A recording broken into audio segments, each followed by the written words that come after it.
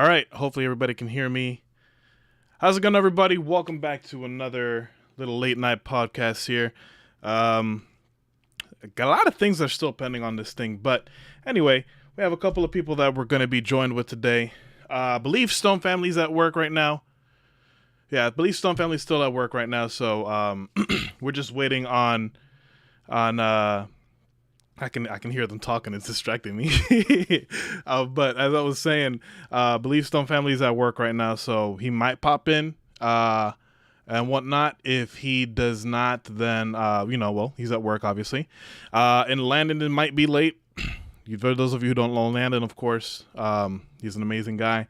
And I believe their channels are mentioned in the thing, in the description and on the title. But anyway, he's going to be late because he has to record. So right now we have my brother, CJ, who's also a YouTuber, and we have I Lone Wolf in the chat. So I'm going to go ahead and bring him on in and whatnot.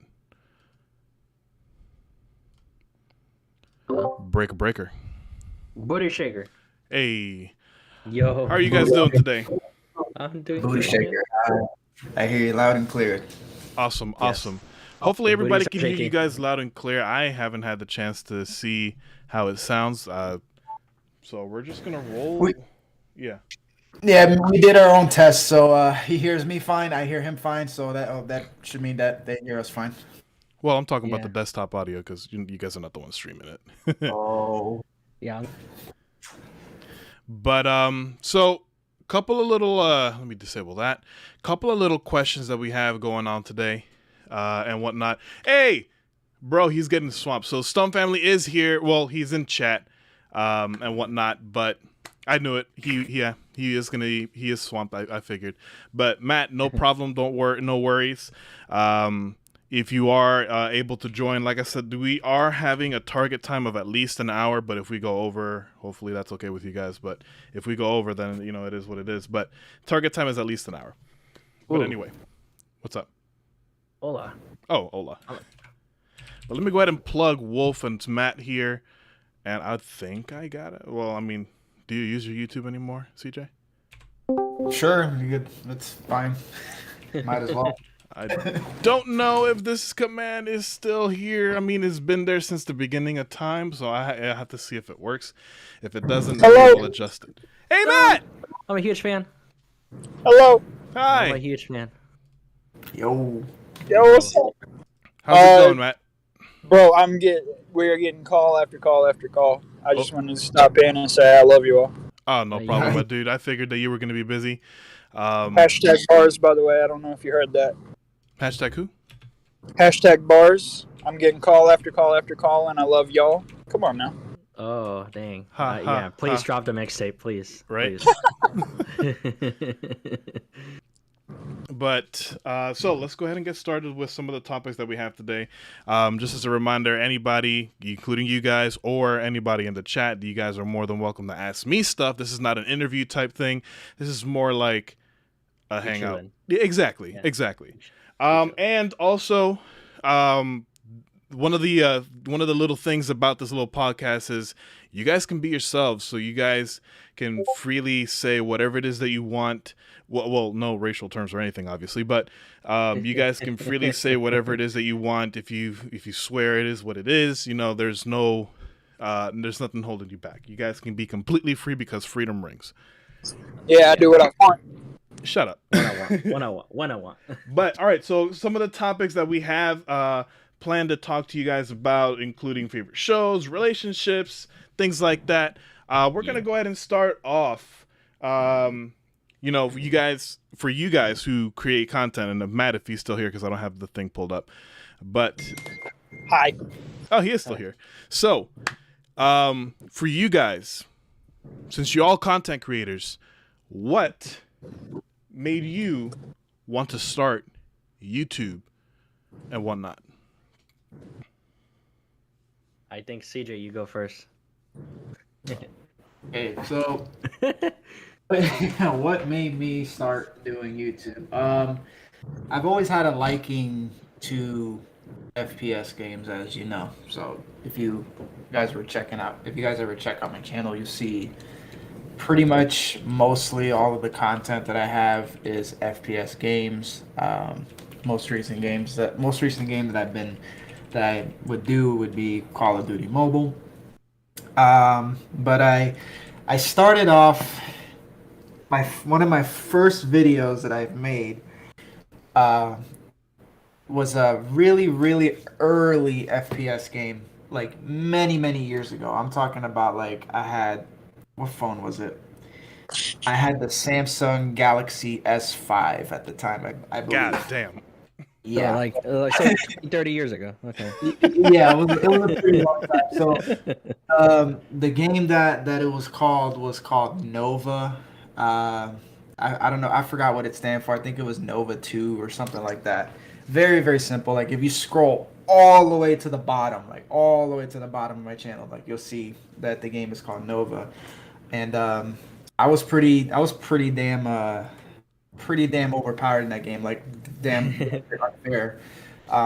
You'll see like the amount of kills like I got in that game and stuff, and it that that FPS game I was so good at. And you guys, Jay, you know that I'm not smart enough to hack any freaking game. I'm not smart to hack anything. I don't know how to do that. I don't know how to do that shit. You're not whatsoever. smart, period. But I get it. Yeah. Can I just say that's what all hackers say? What happened? What's that? Can I just say that's what all hackers say? Oh, I don't know anything. I don't know anything. So basically, like I'm not smart enough to do that stuff. I just play the game. I play good or whatever. So I figured, like, you know what? Let me. I forgot what, I think it was Mobzian. I don't know if you guys heard of that screen recorder app, whatever, at the time, because they didn't. Nah. So I think I used that Mobzian or something like that. And I was like, you know what? Let me record a gameplay. Let me upload, a couple videos or two videos. I think it was just two Nova videos at the time. And I was like, okay, it was good. But what made me start to get into more of the YouTube side was I was so good at that Nova game that I got banned. I don't know if you remember. I got banned from it. No hacking whatsoever. I just got banned from it from just, I guess, being too good or what. I don't know. And I know, and then once I got banned, that's when I was looking for another FPS game after that, and there wasn't much that, like, before COD Mobile and all that stuff. There really wasn't the FPF games wasn't really like bangers at the time. Before Yeah. COD Mobile, it's just like you got to find something that's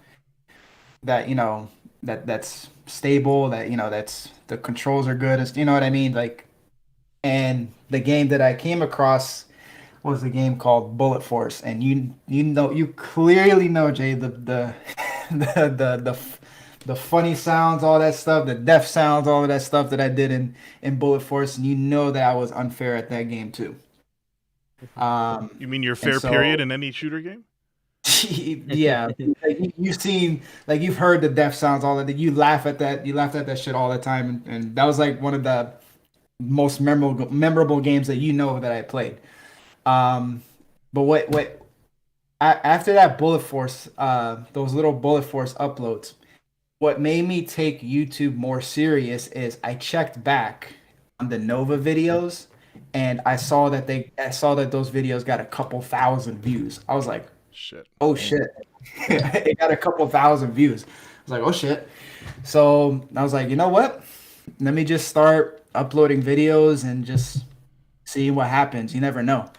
I transferred over, once I got over Bullet Force, I transferred over to another game called Shadowgun Legends. Okay. I was just trying to just upload stuff, upload clips and stuff, and it was Shadowgun Legends when I started actually streaming content. Shadowgun Legends was the first FPS game that I started streaming, and just being consistent at it. From what I'm seeing, I became quickly known in the Shadowgun Legends community. Like, Damn. damn near like up there, up there, up there. Like there wasn't like at the time there wasn't a person in any server, whether it was the US server, whether it was the European server, whatnot, that didn't know who Nuyo was. Like there was like out like that person was like yeah, that's so that and that's pretty much how it started. And I continued doing videos and stuff, and then I graduated over to COD Mobile, and COD Mobile to date has been the best FPS game that I've played. It's it's updated regularly. There's always new content. You know, the controls are really good. And that's where kind of like Shadowgun Legends lacked was it lacked in updates and it lacked in new content. So it was hard. It was hard to continue to besides uploading matches that you win and stuff, which it's nothing.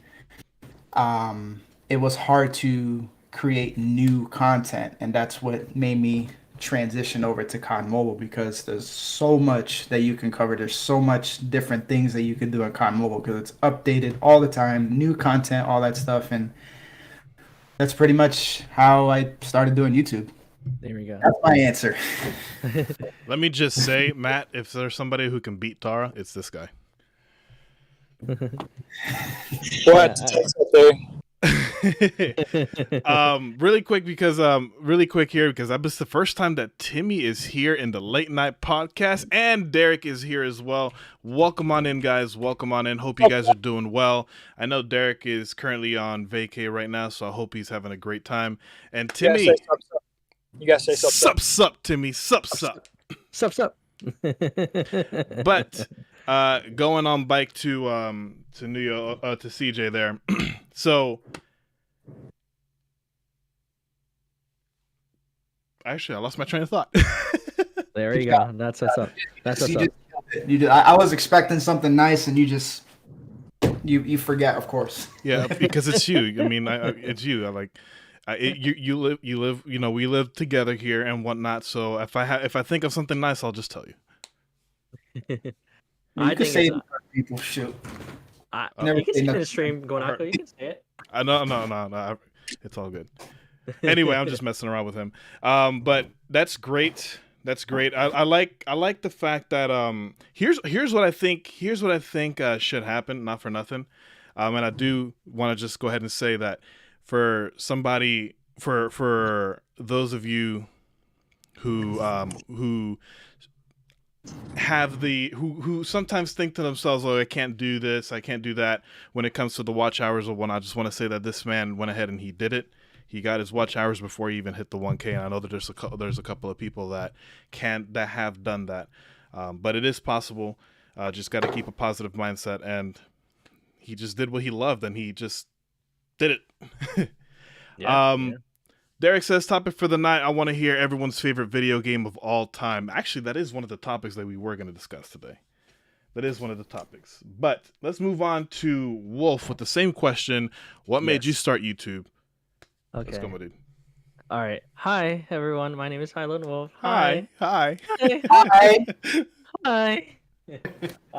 Anyway. I'm a huge fan, bro. I'm a huge fan. Thank you so much for having me in this lovely podcast. I am happy to be on the episode numero dos out of hundreds of thousands as they're going to be, right, Guanako? Yeah, absolutely.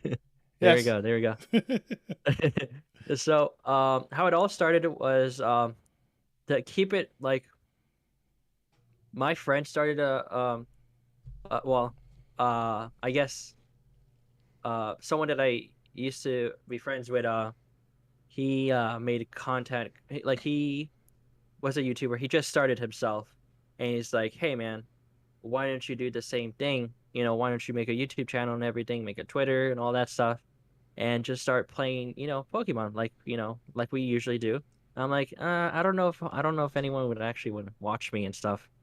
And so, I made the YouTube channel on February of last year or whatnot, and I didn't upload until maybe April or May or March, a whole month afterwards. And I'm like, you know what? I'm just gonna play a game, and hopefully people Wait. Hold on. You said you made the channel February of last year. Really? It's been that short of a time frame? Yeah. Wow. Yeah. I would have thought you've been doing it for longer, dude. You're pretty freaking good at it. Nah, man, I'm not. So I started on February. I didn't post anything. I didn't do any live stream or whatever. And I did it on March of the next month. And I'm like, you know what? I'll just play a game. And I played Poke MMO. Okay. And I didn't do it consistently, but I didn't have a camera at all. I just played the game, and sometimes I didn't even have audio or whatever. It's a bunch of messed up things, right? But I'm glad, then as time goes on, I didn't. Of course, at the beginning, it's like I was very cautious, like self-cautious about myself. Of like, oh man, no one's watching me, no one's talking in the chat. I had the viewer count on. That made it worse. And like it's hours and no one is talking to me, right? But I kept doing it, right? And then I kept doing it. Then I met a couple of then a couple of people. I watched them, and Stone actually is Stone, Isomorphic, Brian Plays, Snappy Turtle. They all, I found them, or they found me. I know Stone found me. That I can tell you for a fact. And then I start, he was my first donation, and I was so excited and so happy. He's like, "Oh, keep up the great work and do what I like what you do and all that stuff." Like, I have a screenshot on my phone of the time he donated to me. So that was like my first donation whatsoever, right? And Hey, Wolf. Well, ain't that nice? Hey, Wolf. Yes. I'll take full responsibility for your whole YouTube career. I want half your money. Okay, there you go. There you go. And so he was really nice, and he introduced my to other people and all that and whatnot. And then I kept being persistent about it because I wanted to see how it would go. I started playing more. I turned on the camera, and then my friend started to do a little bit more of the YouTube, I guess, and he was gained a little bit more subs, and I was helping him on his thing as well, just to make videos with him. And then he kind of died off on it because he said he was focusing on more of the analytic stuff, which I was too, but I didn't let it bother me when people weren't in my chat or whatever. So he kind of like left it off. And then I kept doing what I was doing, just making just doing a lot of live streams. Then I went on Twitch, and then I got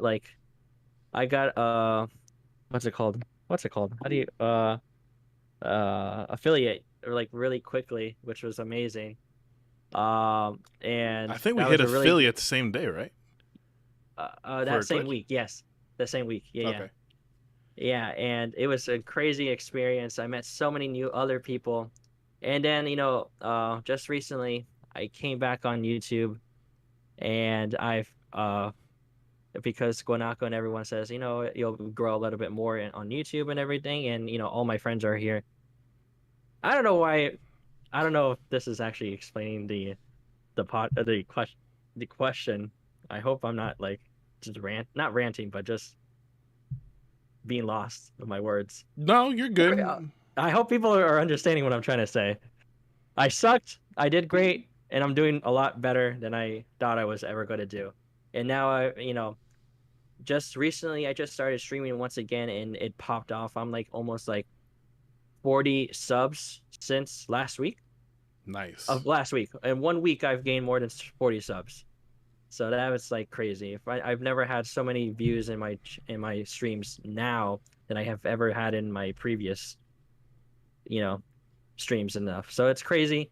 I love the support, and I love the people that I've grown to love and talk to. And it's great to be, in a community that, to just talk and just have fun. And, that's what I like to do. I don't really like to, the game is just the cherry on the top. It's just the appetizer. The people talking to people and everything is the cherry on top. So yeah, I love people. You guys are amazing. All right, yeah. All right, I'm passing out the torch.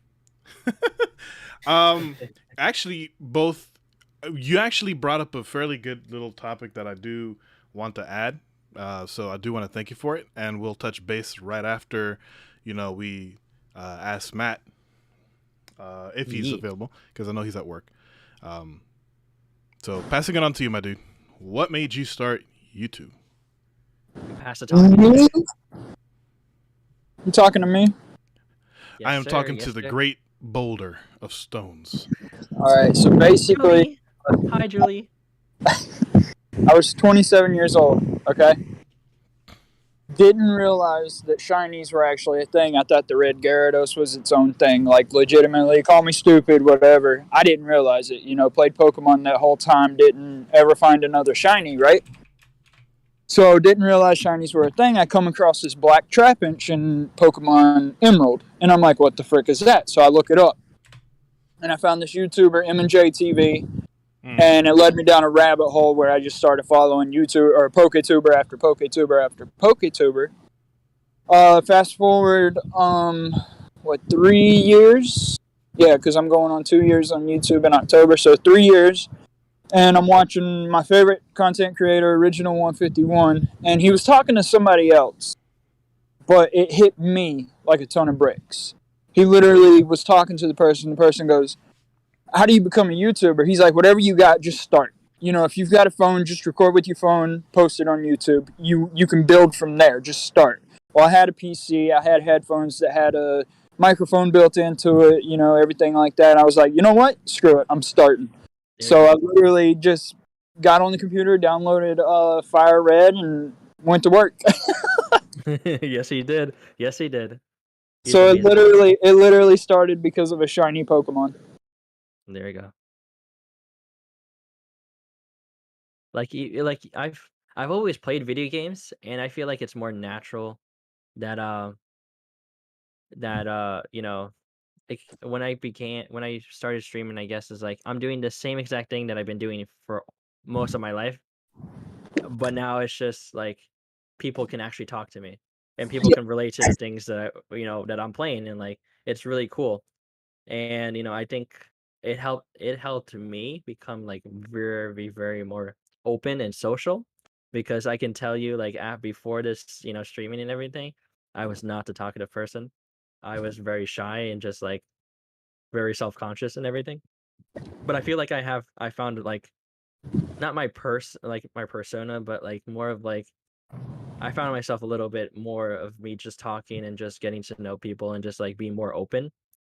I feel like that helped me a lot outside of streaming and to apply it in my real life, you know? Well, that's the funny thing with me is in real life, like face to face, I hate people. I don't like people. Like, just to be perfectly honest, I think we share that sentiment. Yeah, same. but I love you guys, like, and the viewers and talking to viewers. I love that interaction with them, and I would love to meet the viewers. I'm sure I would like them in person, but like regular, like Joe Schmo on the street, like I don't like him. We Yeah, just hate we all sh- of us. We just people. yeah, no, yeah, no. It it's pretty safe to say that we all share that sentiment where we like the people that we meet and whatnot, and we get used to them and whatnot. But when it comes to like Matt said, Joe Schmo on the street, we don't end up liking. Trust me, I deal with that every average day Joe. at work. I'm miserable. Really quick, I do want to address the chat really quick. I don't want you guys to think that I'm embarrassing you guys, or not embarrassing, ignoring you guys or whatnot. I am seeing the chat. I am trying to respond as best as I can by typing and whatnot. Just want to give the other guys here the courtesy and respect by not interrupting them and whatnot. But really quick, welcome on in to S. Juliana and KB. Welcome on into the podcast. Podcast is going great so far. And speaking of KB, actually, because I believe it's my turn now to answer that question, KB is the one that actually found me. I remember streaming Breath of the Wild, and it was my 17th, 18th episode into my my series with Breath of the Wild way back in the day. Well, back in 2020. I can't remember when it was, to be honest. But I remember I was playing, and I had that one viewer who I'm still friends with today. So shouts out to you, Caden, if you do catch this on the replay. But I was, we were just chatting and whatnot, and then all of a sudden, I start getting rated and whatnot, and I'm like, wait, hold on, what is this? Are people like? And it didn't help that this man's name was Barbarian, So I thought, I'm getting rated. What does this mean? Is he taking over my channel? What on earth is going on? And whatnot. We're getting under attack. So exactly. So I'm not gonna lie. I kind of like brushed it off. I kind of ignored it because I didn't know what to do with it and whatnot. Yeah. And then my friend's like, "Oh, this is what people do. They bring their viewers over to your channel when they're done streaming and whatnot." So I'm like, "Oh, okay, great." Either way, I found him. I found the right bike. I subscribed to him and whatnot, and we started a friendship. A very good friendship and whatnot. We've made a couple of collabs together. And stuff. So and then meeting KB opened up the doorway to meeting Matt, for example, who I thought, I'm going to go ahead and put it out there, be honest and everything. I thought Matt hated my guts because I remember him telling me that too. I remember. I still do. I remember catching Matt on a stream that he was playing with his kids. I believe it was Luigi's Mansion, and I'm like, "Hi, how are you?" And he's like, "Oh, hey." And I'm Jesus. I'm like, Jesus Christ, I don't think this dude likes me. And I'm like, did I do something wrong? I'm pretty sure I'm subbed. And I told him, hey, listen, I dropped a like, then I subbed. And then Jay, I remember when you had just like 12 subscribers when you first created Guanako Gaming. I remember where I forgot what the website that we used, but we created those cheap generic ass logos. Place it. Place it. And the out of the 12 subscribers, I know like a quarter of them was not from your other YouTube accounts. The other quarter was from my YouTube accounts, my Guanako Gaming, my other personal YouTube accounts that I have. Every YouTube, every Google account that I had, my Guanako Gaming, my personal one, my CSR Homes one, all of that, like all of them were like your out of your 12 subscribers, all of my accounts were subscribed to your channel. And every time that you got a new subscriber, I got a new subscriber. I was happy. And during the time too, whenever you uploaded a video, whenever you could get like 10 thumbs up or whatever. And I remember when you got that one thumbs down, you only focused on that one thumbs down. Like, somebody doesn't like my video. I'm like, who gives a shit? You got 10 other people. 10. They outnumber that one person 10-1. Yeah, that likes your stuff. So keep doing what you're doing. There we go. Keep uploading your content, and then now look where you're at. You're like almost at 650 subscribers. Yeah. Back 647. My boy. I was at 649, and then YouTube's like, nope. So can I pick back off of that real quick? Go ahead. When I started mine, I had 20 subs, right? Mm-hmm. Like before I even posted a video or streamed or anything, I had 20 subs. It was my wife, my mom, my dad, I literally called everyone in my family. I was like, "Hey, I'm starting YouTube tomorrow. Can you like sub and drop in just so I'm not like talking to myself?" There you go. Oh, I remember doing that. And whenever Jay had a live stream, he was like, "Can you watch my stream that way so that I can at least see one viewer on my stream or something?" So I would literally I would literally just have my phone on, like while I'm doing something on a computer or something. I'll just have his stream up in the background of my PC just to give him that view, like give him that extra view so he could see that somebody's watching, and that made him feel good at the time. And I would, at every new video that can you just drop by and just watch it, just to give it a view, just to give it a thumbs up. So I would watch the video, I would give the thumbs up on all of my from all of my Google accounts. There you go. And every time he was streaming, he was like, "Can you watch? Can you just watch it in the background?" Come into my room. He's like, "Yo, I'm about to stream. This Can you is- just watch this my is- stream in the background." This is So- behind the scenes of Guanako Gaming. The inside, Yeah. the inside of the making of Guanako Gaming. Hopefully Exactly. YouTube doesn't catch any of this and be like, oh, these guys have alt accounts. So just go ahead and let's go ahead and take out 23, 25 of these accounts of these subs, because that'll make people Yo. upset. That's crazy. KB's Well, that's awesome. KB says his one Fred subbed with like 20. God damn, 23 of his accounts. Jesus. I Yeah, can say that I have like 4 accounts, but I have not subscribed to my channel. but look at where you are now. I think that's great. Yeah, I think that's great. If you have alt and you haven't used them to supplement your own count, it's just something else. I mean, it's just great. Yeah. It's amazing.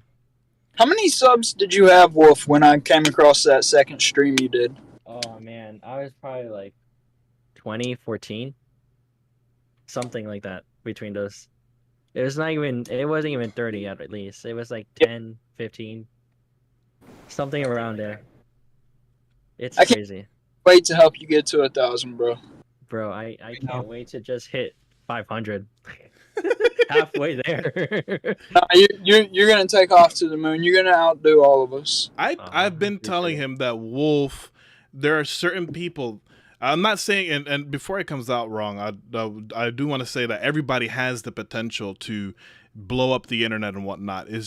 There are certain people that have that level of charisma, however, that, once you do something and you do enough of it, you will literally blow up the internet when you come back, or if you do it and whatnot. It's just that you just have that type of personality.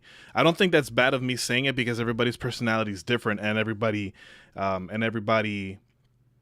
does things their own way. Me, for example, I don't have that personality, so it takes me a little bit longer than Wolf does. For example, his growth over the last week, right? Week, 2 Yeah. weeks.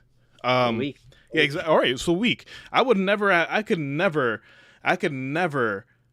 have that type of growth within a week's span, because I just don't have that personality. But Wolf does. He does have that level of charisma, and there are others as well who have that. So I believe exactly what Matt's saying, that you will outdo every single one of us. All you have to do is just apply yourself, and you have been applying yourself. And I'm happy that you're actually taking, the advice that others have given you and whatnot. Yeah, and it's because of everyone's advice and just people's insights and just words of encouragement is what keeps me saying, you know what, I'm not gonna give this up. I want to keep trying and see how far I can actually go. And there's gonna be days that it's not gonna do as good, and there's gonna be days that are gonna be great. But also you got to remember, like this is just for fun, and if you feel like this is why I took a break from streaming or just anything regarding just basically everything. Is like I wasn't happy with myself, and I feel like if I wasn't happy and if I stream, I am not going to put the 100% that I should be doing every time I stream. So I knew I wasn't feeling that great, so I took myself a little time of a little break. And now I'm back, and now I'm freaking gonna get 1,000 subs. I'm gonna get freaking 4,000 freaking watch hours, and I'm gonna freaking blow this shit. Let's go. Let's go. And also, I'm just looking at the growth of YouTube thing. I have 225 subs and 222 public watch hours. So each sub has watched basically an hour of my content. So I want to say that's freaking darn awesome. I appreciate you guys. I'm a little sad about my watch hours. I was talking to Matt. About this not too long ago. I had nearly 2,000 watch hours, and then last week I checked, and I'm like, "Wait, well, hold on. What the fuck happened to my hours? I have literally like less than 400 hours right now." So I'm like, "Wow." And then Matt explained to me that you have to get these hours within a calendar year, and I'm like, okay, well, I'm not gonna hit it. Yeah. But I feel that. I think that you also hit another little thing too as well. So I think it's a good little segue to our next little topic for small streamers or anybody who's starting off or anybody who's thinking of starting YouTube. What advice would you give to somebody who's starting off? I'll go ahead and start this one off because I do want to go ahead and say this. This helped me personally. When you're streaming or when you're just starting streaming, I believe it was Matt that said that his favorite streamer said, if you got something, if you got an idea, just go for it. Just do it. Whatever you have, just do it. So that's your first step. Obviously do it. But the other thing that I do want to say is that when you are streaming for the first time, don't have a view count up. Yes. Don't have exactly, a view count 100%. up. If you can have another window open, if you can have another window open or just block it out, don't even add it, because I know Streamlabs has a widget to where you can add that to your stream. Don't even do that. Don't do that. Get rid of the view count.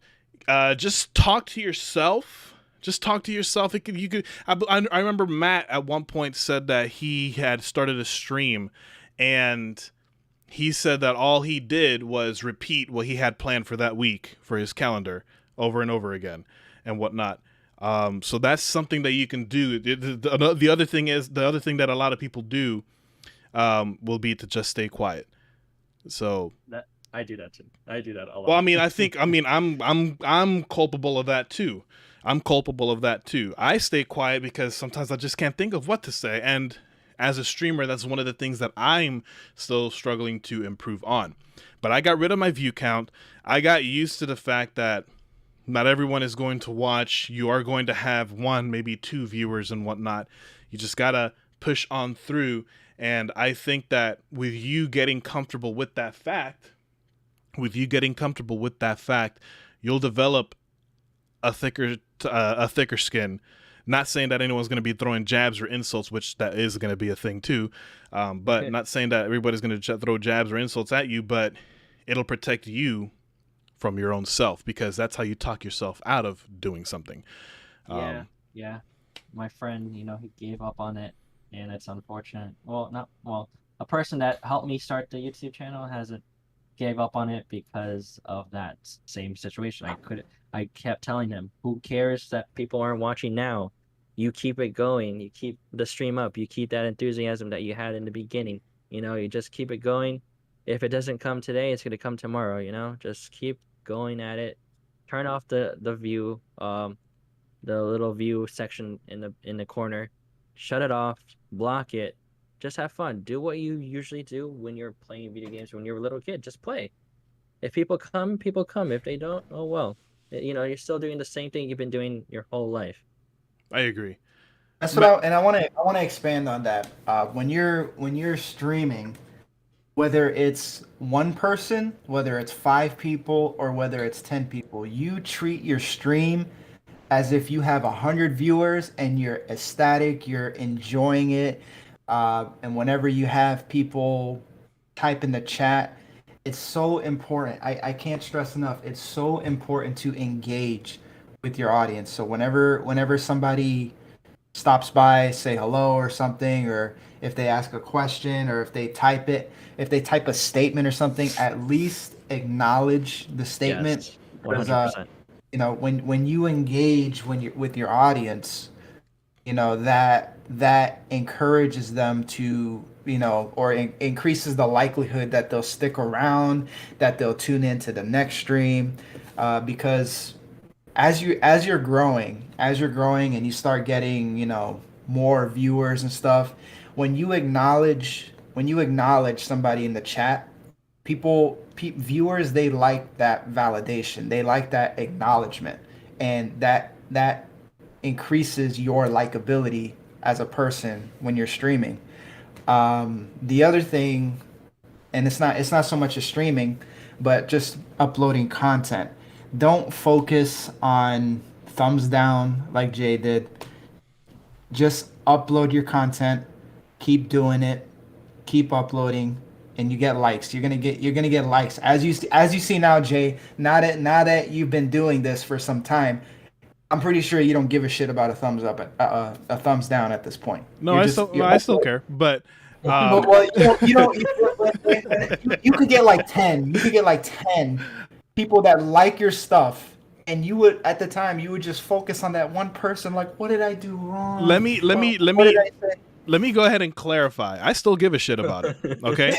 but it's not in the way that I used to care back then. Like back then, I'll be like, "Fuck, I got a thumbs down. Someone doesn't like my stuff," like you said. Now, and this is something that our good friend Landon has mentioned, and then after hearing him, I realized he's right. You know, now I care about the dislikes, but for me, it's like, okay, so you disliked it. Thank you for your opinion. In my head, I'm thinking to myself, thank you for your opinion. And at the and then I tell myself, well, at least they saw my video. You know, that's exactly. At least they saw my video. You saw it. You came across it. You saw it. So at least YouTube is promoting my shit out there. You know, like that. You know, I don't have to do anything special. It's working on its own. So that's my thought process on it. Really quick before we continue on, again, just addressing the chat here. I'm not ignoring you guys. It is going to be a little bit delayed. Like I said, I'd want to give everybody the respect to not interrupt them. But Timmy says, part of the reason why I made a decision to create the channel, not saying I'm the best, but I got the personality to be one of the best. You definitely do have the energy. I've said that from day one. It's definitely one of the things that lured me to your channel the most. I remember telling you that. You got to chill on the... That's the whole reason he's got that energy. That coffee got him wired, bro. He says, sorry, not to trying to brag, it's all humble. No, I get it. No, it's all fine. Juliana says the wholeness and love and respect being shared is genuinely so refreshing and warm. It is. I'm gonna freaking blow this shit up, says Wolf 2022. And that is true. Wolf is gonna blow this shit up. Juliana says, not that I've actually watched anything unless she counts the growth over the years as a friend. She hasn't watched anything yet, but she will because she supports you. And then Timmy says, big facts. But moving on to Matt, right? Moving on to Matt, what are some tips that you would give to a new streamer or someone who's thinking of streaming? And do what you want. Like, don't try to fall in. Like, for example, Guanako here.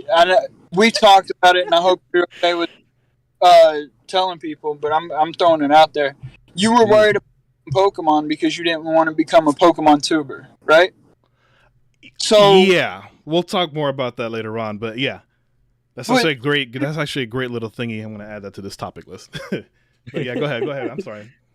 But a good way to play on that is kind of like similar to what I do. You know, I play Mario, I play Pokemon, I play freaking Crash Bandicoot, I play everything. Everyone thinks you got to start in a niche and grow from there, and then you can expand later. Nah, screw that. Screw all that bullcrap. You can start with everything on there. You know, you're going to have people come by for the Mario streams, and then the next day they're going to see you're doing Pokemon. They don't care for that. They'll be back for the Mario stream next week. They don't care. You know, if they really want to support you and be there for you, then they're going to be there regardless of what you're playing. So stop worrying about niches and just balls to the wall, play what you want to play. I like that. Do what you want to do. That was good. I like that. I want to add on to that, though. You should also be yourself. Don't try to... I mean, it's good to have a foundation. You know, if you want to emulate somebody and try to get a foundation based off of what they're doing because, you know... mimicry is the best form of flattery and whatnot, but also try to find your own style, but still be yourself. Like I'm not playing Elden Ring on stream because I know that ain't my game. Fair enough. Know, I play it for fun. You know, I get mad, I throw my controller and, you know, everything like that, but I ain't doing that on stream because I know that's not the game I need to be streaming. I'm playing Call of Duty on my PlayStation side, and I'm playing anything Nintendo on my Nintendo side, you know?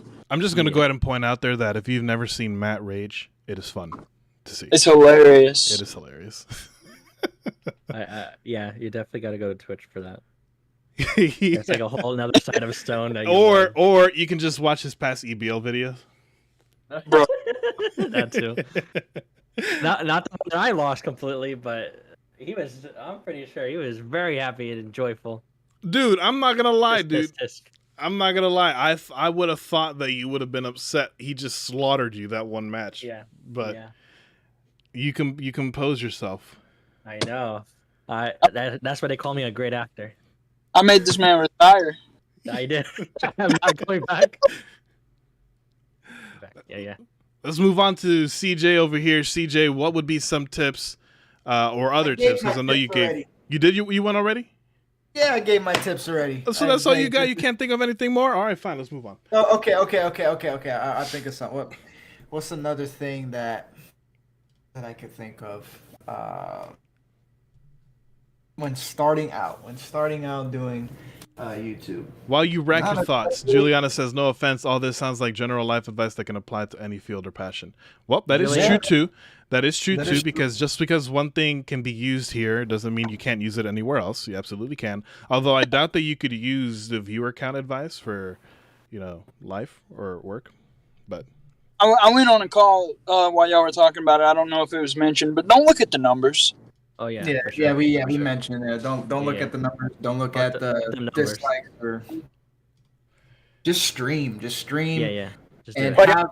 have it in your mind. Have it in your mind that you have 100 viewers, and just have that energy, like, because a lot of mistakes that some people do when they're starting out is they have it in their head that nobody's watching them, and when they have it in their head that nobody's watching them, that's going to translate into their enthusiasm for their stream. It's going to show.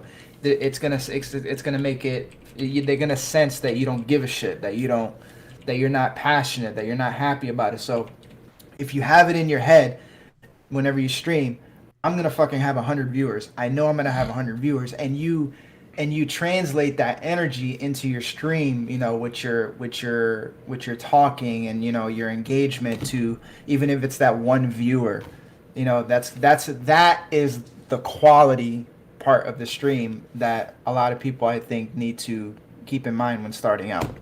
Also, I wish I could find it, and I'll try to look it back up and post it somewhere for y'all. There was an article that came out talking about in the last 5 or 6 years what it took to be a successful streamer, content creator on YouTube or Twitch. It's for both platforms, okay? Mm-hmm.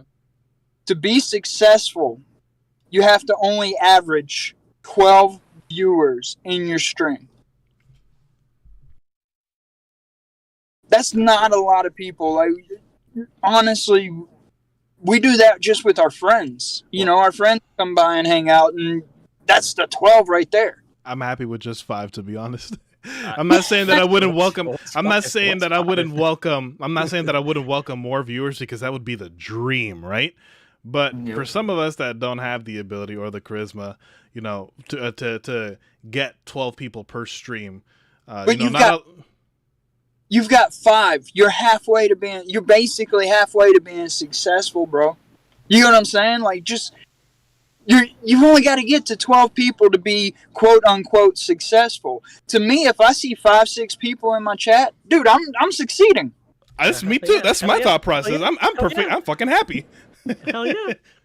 Because if you're halfway to being what's considered a successful content creator, why not take that and be happy with it and run with it? Even if you've got 2 people chilling in your chat. I'm going to tell my mom to get the camera. Like, look at this. There are 5 people in my chat. You only need... you got 2 people. You only need 10.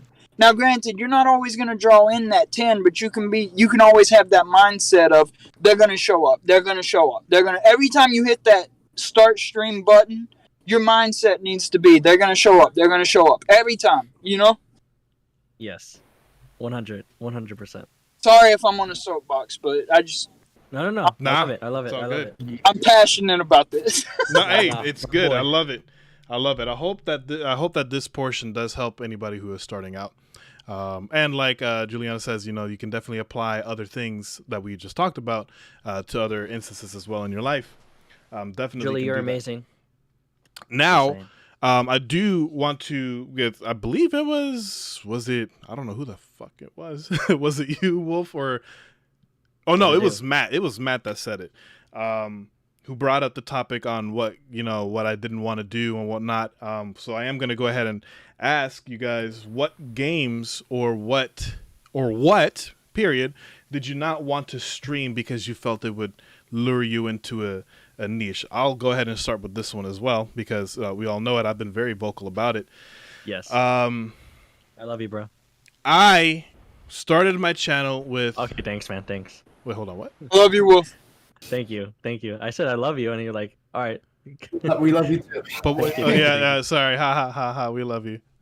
Okay, thanks. All right, That was That was- rude. that was rude. Yeah, you know That what? was like, Continue talking, my friend. I'm I'm sorry. kidding. He knows that I love him. He knows that I love him. Wolf, if you don't know that, I'm gonna be upset. I know. I'm messing around. yeah. But I started my channel playing Breath of the Wild. Okay? I started it off playing Breath of the Wild. I thought I was going to do a whole bunch of stuff with Breath of the Wild. I had a whole bunch of plans that for some reason, I didn't follow through. I wanted to play other games as well, but I knew for a fact that I did not. I wouldn't say that I'm not saying that I didn't want to ever play Pokemon on the channel at all. I'm not saying that at all because the plans were to introduce it. I wasn't going to introduce it until actually like a couple of years later after I started the channel. So I have to thank Matt for forcing my hand on that one because when he invited me to the EBL and I'm like, fuck, there goes my plans to introduce Pokemon in 2025. But I didn't want to play Pokemon right off the bat because I knew that it was a very, very large niche, very, very popular game, and I didn't want to be known for Pokemon. I really honestly wanted to be. I just wanted to be a generalized gaming YouTuber, Just wanted to have fun with different games. But then I started doing the EBL, and it was great, victories and everything that I've had in the EBL and whatnot. And then I started retired because of it. Because of that. Well, my victory or because of Matt? Because I didn't slaughter you, homie. But and then I started the streaming, and then I started the shiny hunting, and then I'm like, oh, you know what? Let me just go ahead and do this as well. And then I love the series that we have with Matt, by the way, the Soul Link. That just contributed more to the stuff, and then slowly I started becoming sucked in more and more to it and whatnot. And then I decided that recently I'm gonna cut back on the Pokemon content a little bit. I'm not saying that I'm gonna stop it because I do still have plans for it, but I'm gonna reduce it a little bit more and start incorporating other games because I started getting a little bit burnt out on it. And that's what I didn't want to do. I didn't want to get burnt out on a single game to where it was no longer fun. I wanted to have a balance because having a balance is very important with anything that you do. So that was it for me. Say that again? You sound like Thanos over here, perfectly balanced. Perfectly balanced. As all things should be. But I wanted to find that balance, and I feel like I'm starting to come to with the balance. And the podcast that we're doing now is obviously a part of that balance. It's still experimental, but wanted to do other things besides just gaming for Pokemon. But that's me. Yeah. But that's me on it. Not to make a long story, not to make a story longer than it should be. I wanted to avoid Pokemon for a little bit because of it. But yeah. Wolf, you're up. Okay. Hi, I have the talking stick. Allow me to Hi. introduce myself. Hi, I'm I Lone Wolf. I'm a big fan. Thank you. I am not an addict. Hi, Carlos.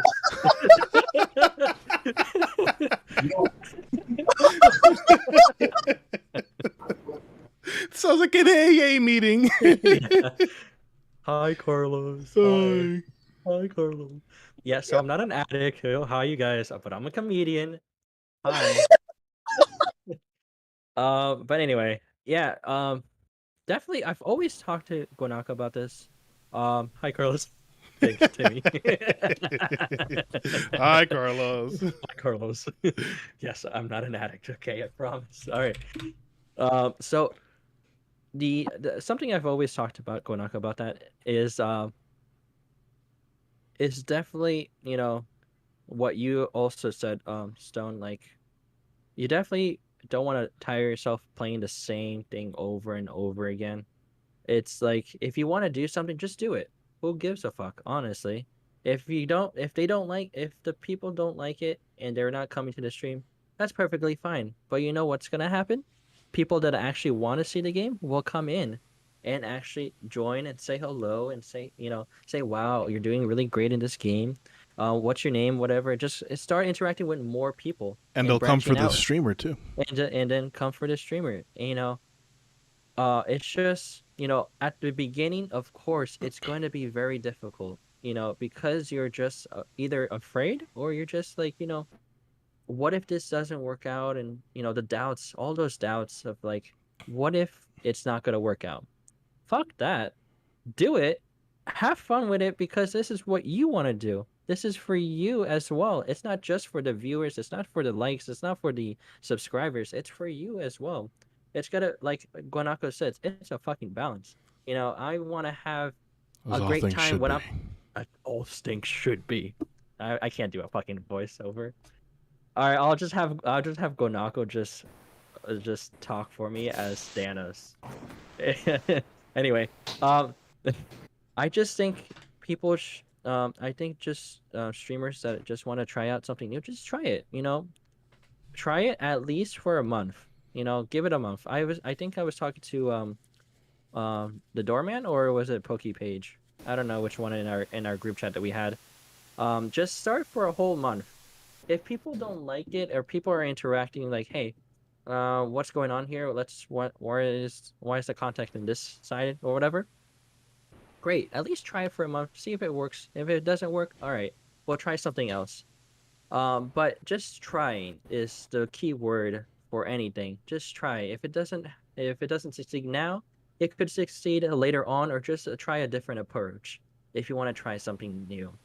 And like for me, or for Guanako, or just for anyone, that if you just want to do something, just do it. If people will come and go, and that's perfectly fine. And if the people, and we're gonna lose some friends or we're gonna gain some friends, and it's just those moments that either we're gonna just sit back and just say, damn, I lost all these friends, but you're gonna have to step up and say, but I made some new ones and they're really great and they're really awesome people. you know it's just, times are changing. You want to change, you want to spice it up a little bit, that's great. It's like in a relationship, the same thing is it's gonna get a little boring, so you gotta spice it up, put I it agree. somewhere else. I like that. But That's usually higher. Juliana Say again? says, I'm sorry, go ahead. No, what No. were you gonna say? We're good. I don't need to repeat that. Okay, Wait, great. what? No. You have to repeat it. You have to repeat it. I said you gotta experiment a little. You gotta put it somewhere else, sometimes. God damn, Wolf. What the fuck are you?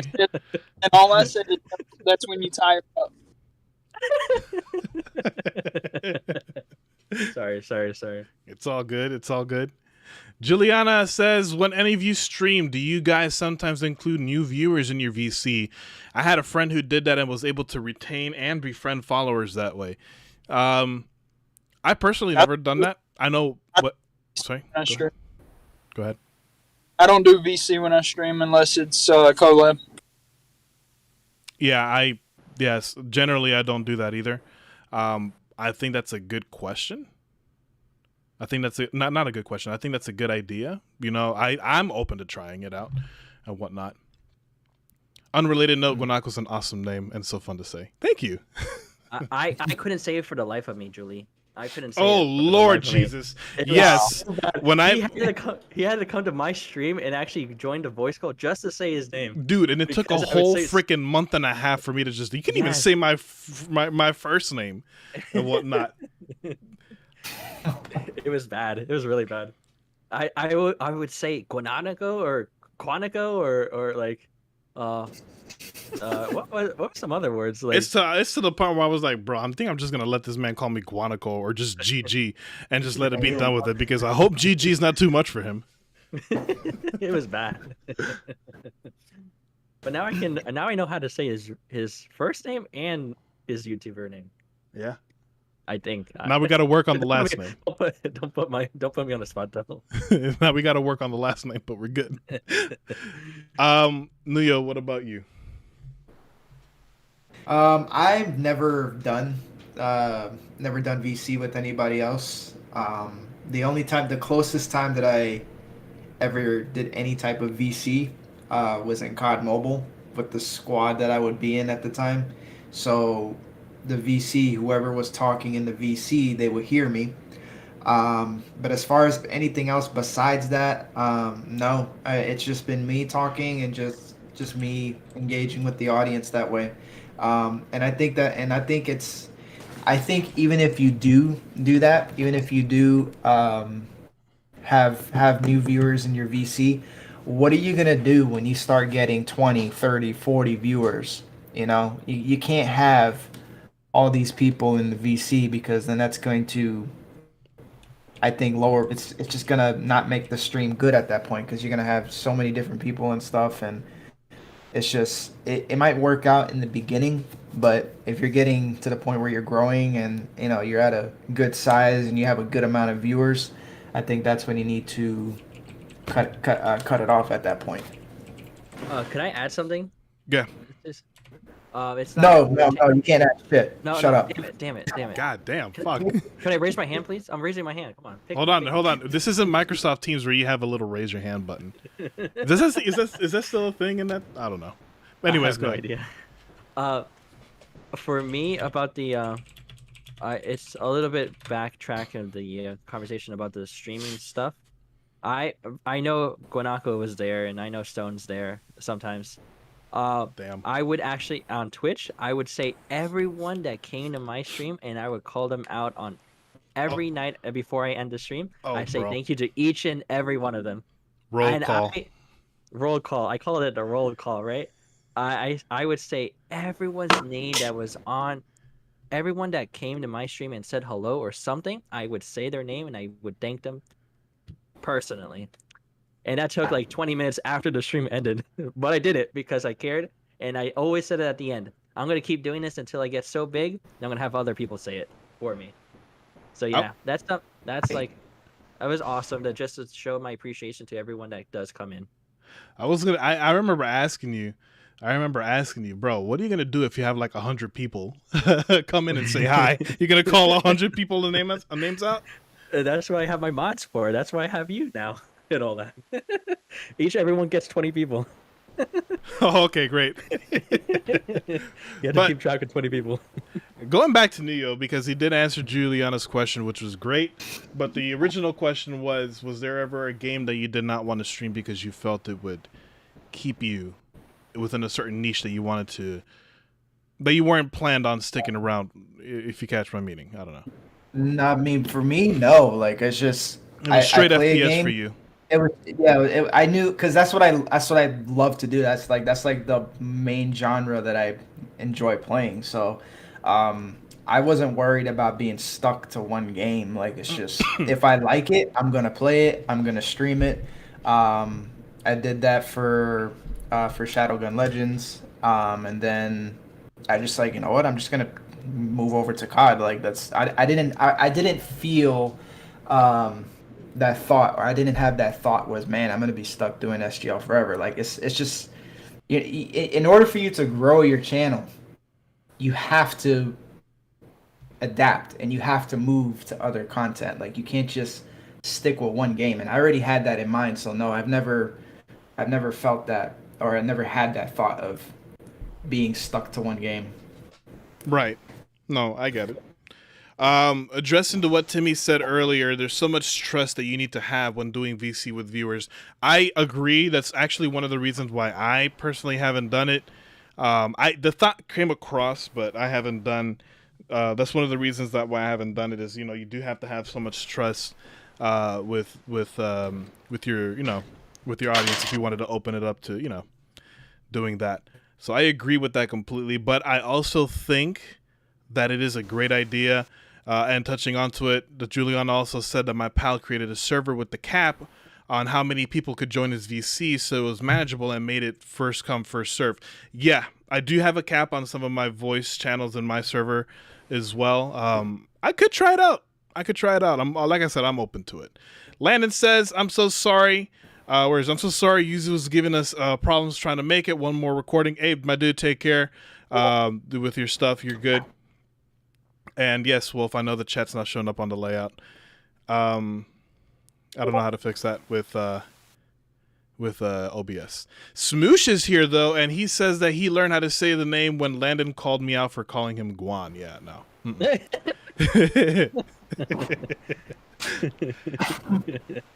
All right, so moving on to Matt. Matt, was there ever a game that you felt like you didn't want to get sucked in with niche-wise, I guess? No, I don't care. I'll play anything, dude. I play Mario, Crash Bandicoot. I got one stream with a panda game that literally taught you how to exercise.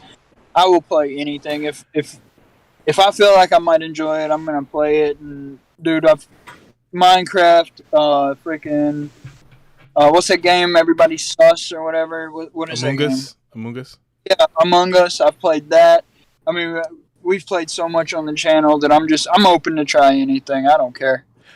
And you know what? I kind of felt stupid asking you this question because I know that you are a variety streamer. You play a shit ton of stuff on your channel, so I kind of felt stupid asking you the question. But you never know. Maybe there's a particular game you didn't want to play because you're like, nah, I don't want to be known for this. Well, I was worried about playing Zelda, which you've got me playing that now, but only not because I was scared to get like in the niche, but because I suck at like puzzles, and I'm scared of the puzzles in Zelda. Dude, I suck at puzzles too. But I mean, everything. I just suck in general. Whoa. No, I meant like in like general stuff. No. Come on now. But you have to make sure I'm outside of like stream and where everybody else can hear us. I'm not great at any video game, but I don't think I'm bad at any video game either. I'm bad at FPS games. Yeah, I turn on a game and I can be decent at it. I'm not going to be, I'm not going to win any world records or whatever, but I'm going to be able to play the game, and get through the game. You know what I mean? No, I feel that. I feel that. You just reminded me of something that's very important. And it's very particular in the FPS world. When it comes to streaming or being a new streamer or whatnot, people have this notion that they have to be the best. They have to be a sweat. Like they have to be like, wow, look how impressive he plays, or look how many kills he gets, or look, people like that. That's very, very prominent in FPS games. But it's not about that. It's about, do you enjoy it? It's about how you are, your personality. Some people just watch you because of your personality. Like I would have YouTube channels that I follow where I don't give a shit what game they're playing. I just like when they're talking, and they're funny when they're when they're talking, they're engaging with the audience, and they're just charismatic. And they could be the shittiest player in the world. If anything, it makes it even more funny. So just do you, just play you, do you, don't worry, and people, you'll attract people as long as you're being yourself, you're being true to yourself. You will attract people who like your personality, and it will attract others. You don't have to pretend, just be yourself. I feel that 100%. Yeah, definitely. Go back and, if you ever get a chance, any of y'all, go back and check out my original COD streams on the YouTube side. Bro, I was getting 5-6 kills a match. And, I'm playing hardcore. I play hardcore team deathmatch. Yes, I do. 6 kills is not good. But you go 2 years later, or approximately 2 years later, and now I'm averaging 17 kills a match. To me, that's impressive. That's a good leap, and yes, yeah. It's 2 years. It took me that long to get that much better, but I'm happy, dude. I go 15 and 14. I'm happy. My KD was a plus one. I'm good with that. I'm cool with that. 15, 14. Okay, I helped the team because I was plus one. I ain't out here trying to get 50 kills a match. Nah, that's crazy. Yeah. I believe CJ. Sorry, I'm so used to, like sometimes I see I'm looking at his thing and it says Nuyo Gaming. So, but CJ, you mentioned that do you like watching streamers based on their personality? Who's your favorite streamer? Who's my favorite streamer? And why? Okay, so I would say family. I would say in the COD world, in the COD mobile streaming world, one of my favorite streamers to watch is iSplinter. The reason why I like watching his streams is not because he's overpowered, or he's really good. He is fucking really good. Like he's really really good. But one of the reasons why I started watching him is because he plays like the same way I do, and I can relate to that. And just watching him play is just like, man, I would do that exact same thing that he's doing, but he does it way better than I could, of course. But he plays at a similar fashion like I do, and that's what I was saying. Like, you're gonna attract people who are, they'll be attracted to your personality. They'll be attracted to something. You don't have to be the best. You don't have to be the greatest, gamer of all time in that game. People just get attracted to your playstyle, the way you talk, your personality, and I like watching. He's my favorite streamer that I like to watch over. And there's bigger people. There's in the COD community, there's bigger people like Parker the Slayer, like Enrique. Enrique is probably like the least favorite of my of the people that I watch.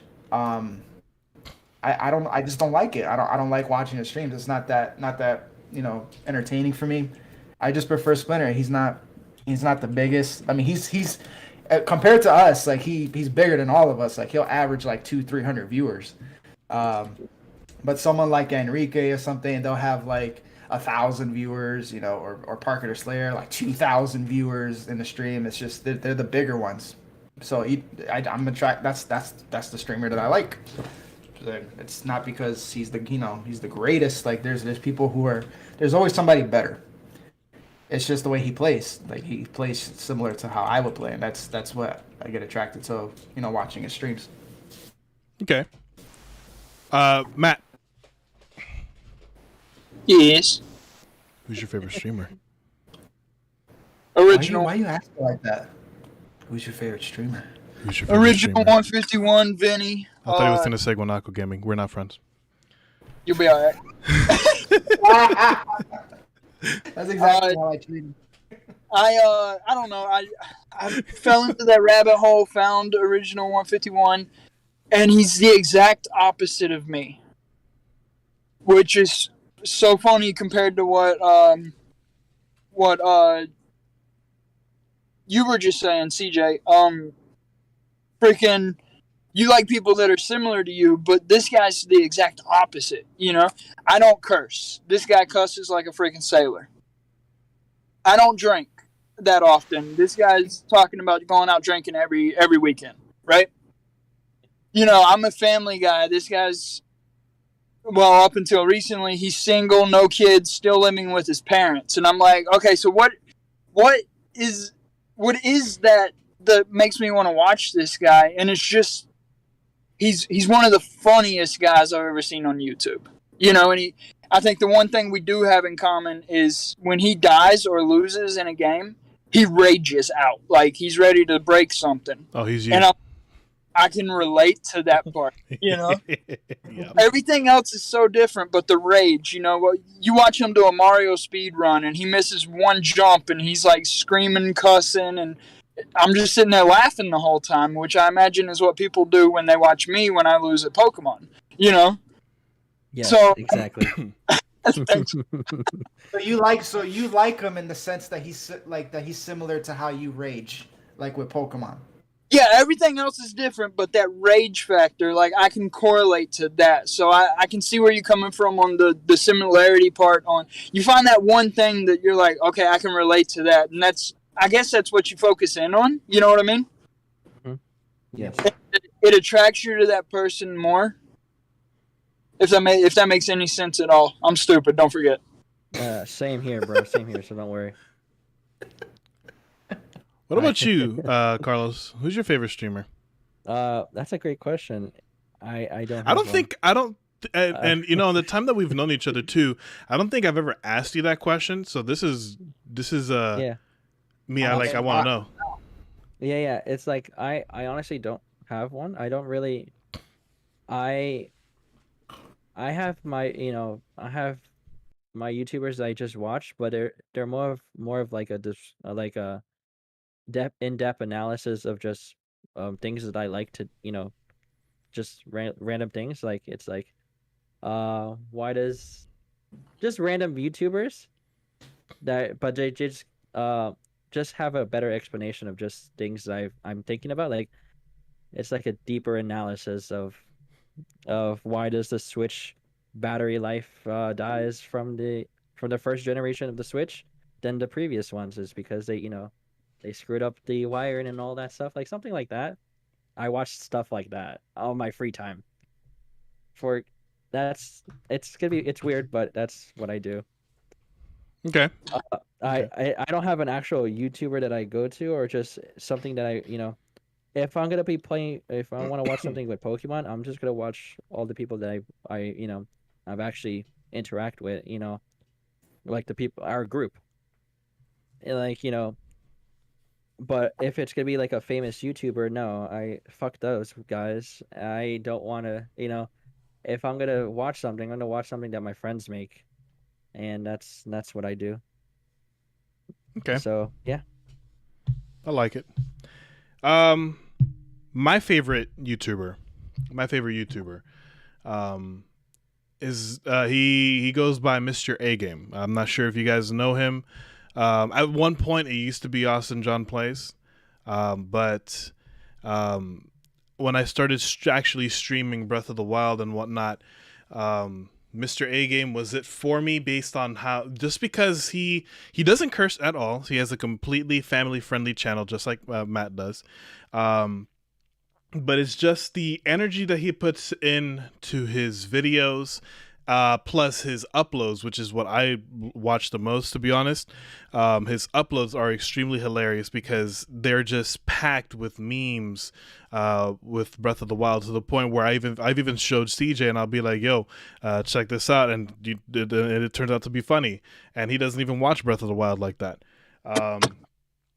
So so to be honest, some of my uploads actually have him and his style of editing and whatnot as a foundation.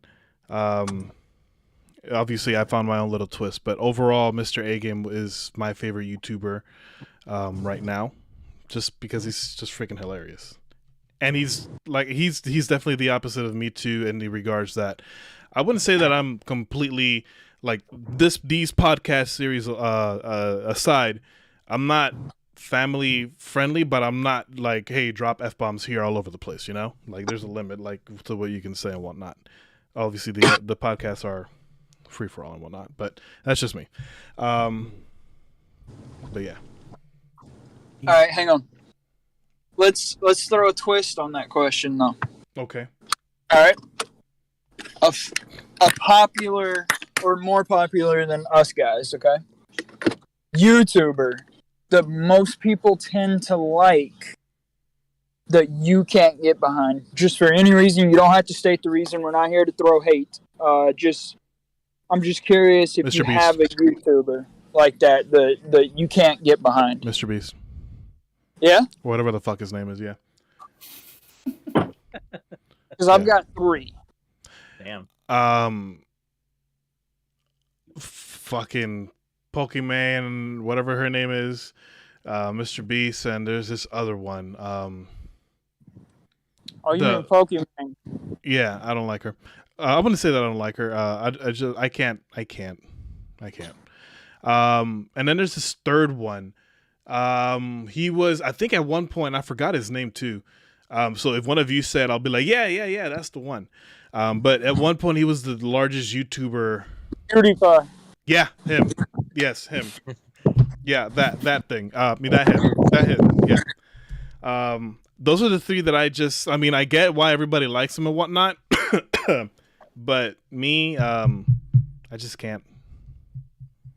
That's me personally, though. All right, so my three that I can't really like get behind like that, like other people seem to be, right? And it's so funny you threw his name out first, but Mr. Beast, I can't do it. I can't. I've watched his stuff with the wife. She loves him. The kids love him, and I'm just sitting here like, dude, his videos are cringe to me. You know what I mean? Yeah, And exactly. And then you got Markiplier, who I can't. I've tried watching his stuff. He was on that TV show that my kids watch on Disney DXD or whatever. Player Select. He was on that, and every time I heard his voice, I was just like, ugh. Yeah, I get it. Mm-hmm. Yeah, I can't get behind Markiplier. And then the other one is actually one guy you've already mentioned tonight too, Austin John Plays. Okay, explain Austin John Plays for me. I feel like personally, because I think at one point, I remember when I was playing COD with you so many moons ago, you had somebody in the VC who sounded like Austin John Plays, but when I brought it up, you were like, I don't know who that is.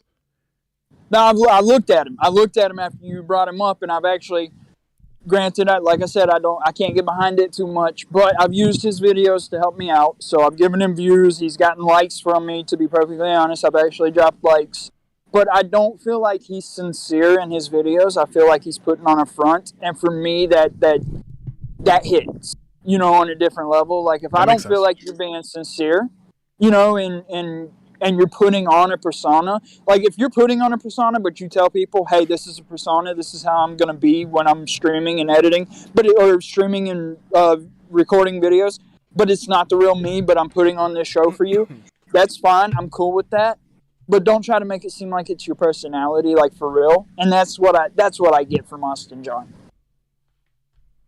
And that's not to put anybody down. I'm going to make that clear once again. It's just people like who they like and don't like who they don't like, you know? Okay, I like that. I like that.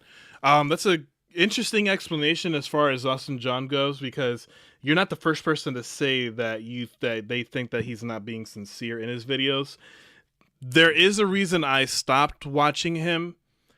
I will go back to some, because he has helped me a lot when it comes to Breath of the Wild, especially with the Trial of the Swords, especially in Master Mode and whatnot. He has helped me a lot with it. So I do, and there are things that he does better than most. And I think that his Breath of the Wild videos are that. Funny. I wouldn't say that he's funny. I think he's more informative, but I do understand where Matt's coming from, because you're not the first person to say that you don't think that he's being sincere. I can see. He's also got, I will say, he's got the best when new games come out. If you want to know how to shiny hunt, go to Austin John Plays channel,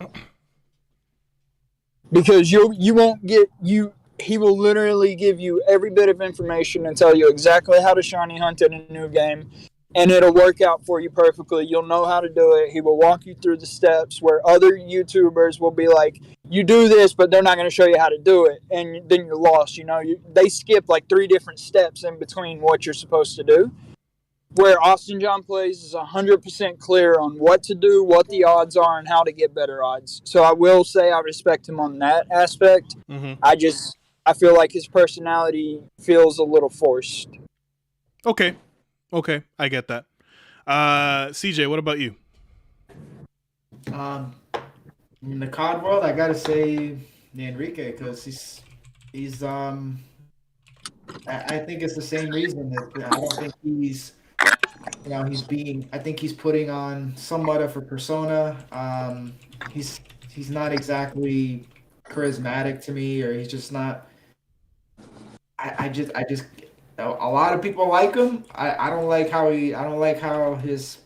how he talks. I don't like his play. I don't like anything. I don't really like. And it's not any hate to him. And like he's good, but I just can't click with it. I can't. It's just as simple as that. I know I added three. I know I mentioned three YouTubers. I'm gonna add one more to mine. Actually, one that you introduced to me, CJ. Believe, if I'm not mistaken, the channel's name is The Amazing Lucas. Yeah. Yeah. The thing I don't like about him is how he would have. I remember watching him during the 2020 elections, I believe it was, and he was one of the channels covering the elections, and he would have phone calls.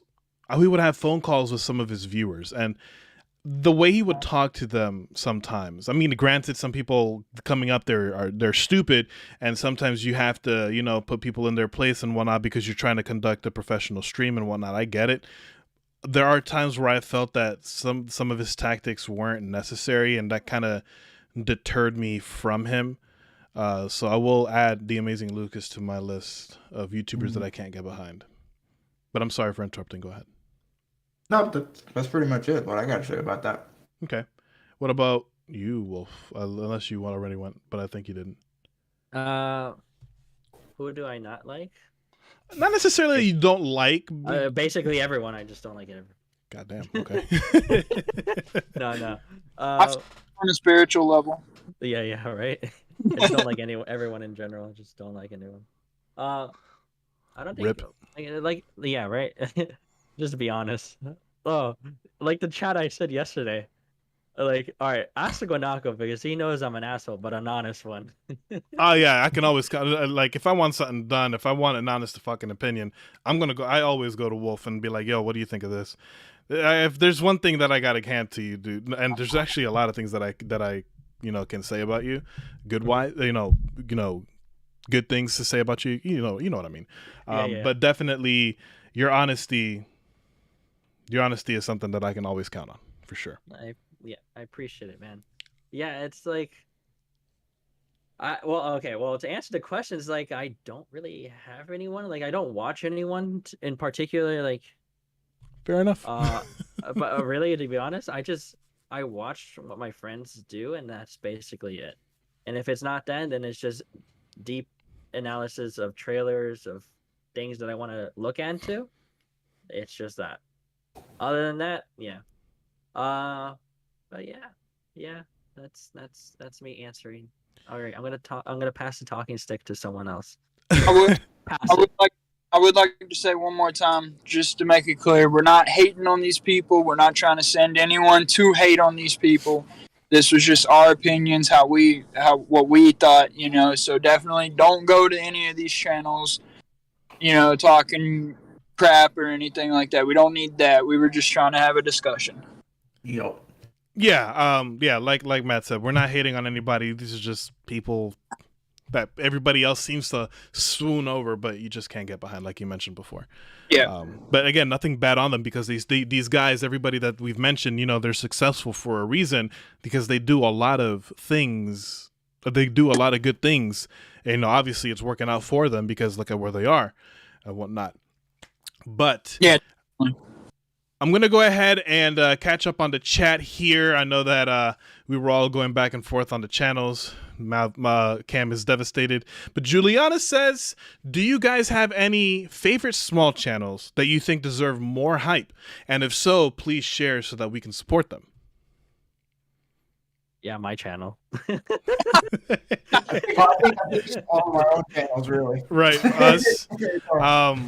Really, it's kind of a hard question to answer because I don't want to sound selfish, and I'm not saying support me. That's not where I'm coming from. But so hear me out. What I mean by that is support me. No. Like what I mean by that is I want to say everybody in our friend group. Landon, Matt, CJ, Carlos, Timmy. I want to say all of these great people. Derek. Josh, I want to go ahead and say, hey, support all of these guys. These are, these as because you're saying favorite small channels, and I love all of them. I love watching their content, but I feel that there are others out there And of course, Cam, you know, you of course. I'm sorry. No, I love you, but you know, there are so many people out there that deserve the love that we just haven't discovered.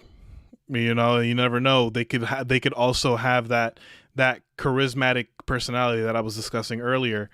You know, but short answer. Everybody in our friend group and whatnot. I wish I could, you know, if we can, I would plug them all. Can we plug them all? Are you guys okay if we plug them all? Somebody start dropping commands.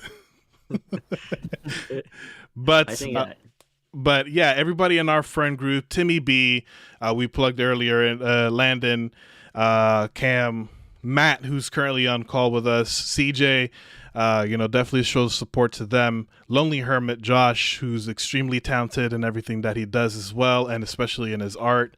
Goose. Oh, Foos as well, just an amazing person. Foos is another great person as well. He has some pretty good ideas. He has a great personality, and he has some amazing stuff going on in his channel. So definitely check all of these guys out and whatnot. Go ahead and drop some of their links as well. But am I missing anybody to answer Juliana's question, guys?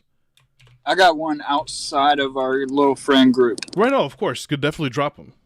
I'm gonna wait till you drop off the links there. But this person I met through Timmy B, actually. She hangs out in Timmy B's streams a lot. And I'm gonna be 100% honest. Most girls' streams I walk in or go to, it feels like they're either trying too hard or, you know, something like that. This girl was on stream the other night. Woman, whatever you want to call her. This woman was on stream the other night, right? She had a freaking head cold, and she was trying to power through that, coughing, sneezing her head off, you know, pretty much almost dying on stream. And I respected that so much. Like, I was just hanging out with her in her stream the other night, just chilling with her. And, like, for an hour, me and her were just having a really good conversation. So I definitely want to send her some love and support if y'all can. She's at 623, so if we can get her, you know, to maybe 620 or 630, that'd be pretty cool. But her name's Athena Bell. Yo, she was in my stream. So I'm gonna drop. Yeah, right go ahead here. and drop her link. Oh, you know what? I know who that is. I've seen her. I've seen her. I haven't dropped the sub because I know that I found her on Instagram and whatnot. I'm already subbed to her, actually. So I'm gonna go ahead and drop that sub. She's an amazing content creator. She was trying really hard to get through a stream the other morning, and it made me, like, on days that I'm sick and I'm like, you know what, I'm not gonna stream, and then this woman's over here like putting all her effort into this stream. And she's hacking up, and I'm sitting here like, bro, I need to stop being a wuss. I can do that too. So, mad respect to her. I really appreciated talking to her the other morning, and then meeting her in Timmy's stream was really, really, really cool. So I wanted to shout her out. Yo, that's what's up. That's what's up. And she said she's never tried a Pokemon Nuzlocke, but she's looking at maybe starting a Pokemon Nuzlocke. There you go. That's not bad. CJ, do you have anybody that you would like to throw out there? Anybody with a small channel that you would like to throw out there? Well, he plays COD, so we really don't care. Yeah. God damn. Yeah. I mean, it's the truth. I mean, if anything, I'm probably one of the tiniest ones, you know? Like, if I'm, like, compared to the actual COD streamers, like, I'm, like, pretty damn tiny.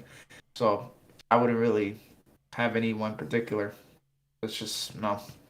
I don't got anybody. I feel like I think about getting a game that you want to try something different.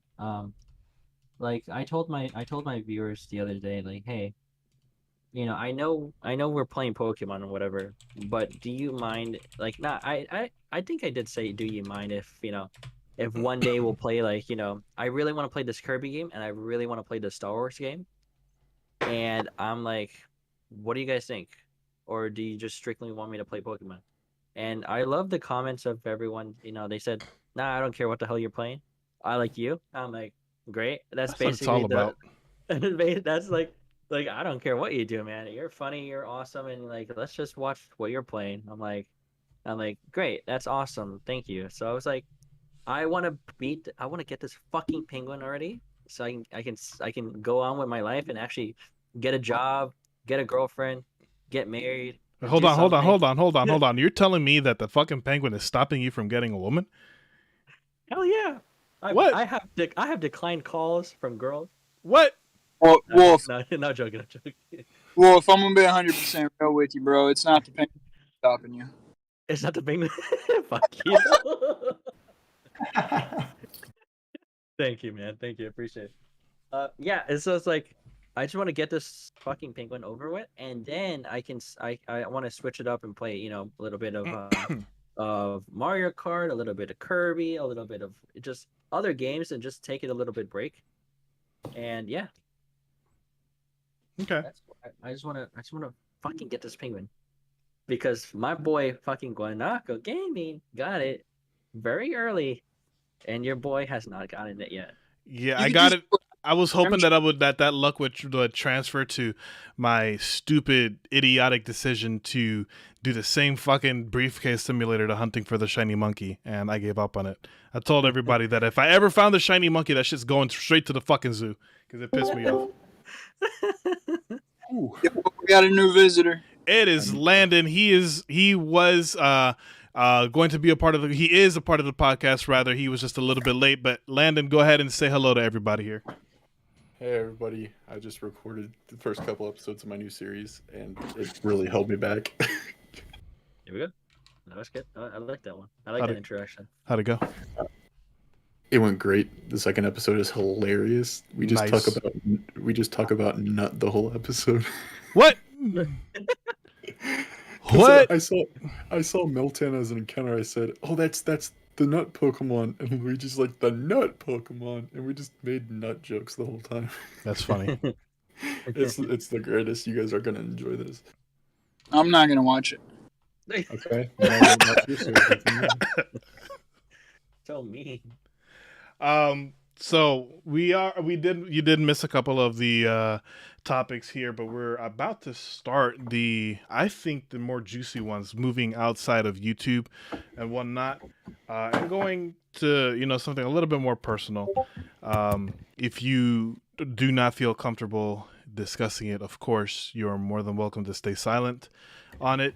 You can always give your opinions, and of course, this isn't just me asking you guys this. You guys can also ask me. What are you wearing? I'm not wearing that. I'm just messing.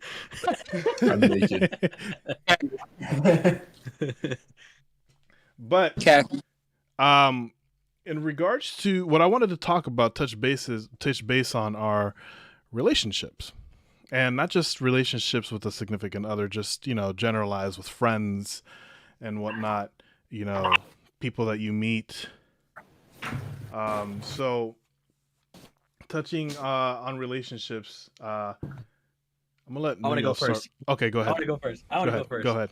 'Cause I want to update you on what happened. Oh yes, you gotta tell me. Yes. All right. So, I am single. I love how he starts off. Yes. I want to go first. I am single. So let's just put it out there. I'm just single, right? Anyway, so we're gonna call this girl. What are we gonna call her? Just Chloe. call her. All right, Chloe. Okay, Chloe. All right, Chloe. So I've met this I met this girl named Chloe, and it's been over years and everything. We talked and everything, and she lives where I live currently right now. And the first week that I came here, we hung out. It went like all the hype and talking and everything that we want to see each other and everything. It was shit. She was on her phone basically the whole time. She cut off our quote unquote date, catch up date, and went to a party. And but before she left, she says, "I promise you, I'm going to talk to you. We're gonna hang out again." So long story short, right? 2 months have passed, right? We're currently in this week. She hits me up. Hey, Carlos, how are you? Are you back? Are you back? Are you back in where we're living currently, in Pennsylvania?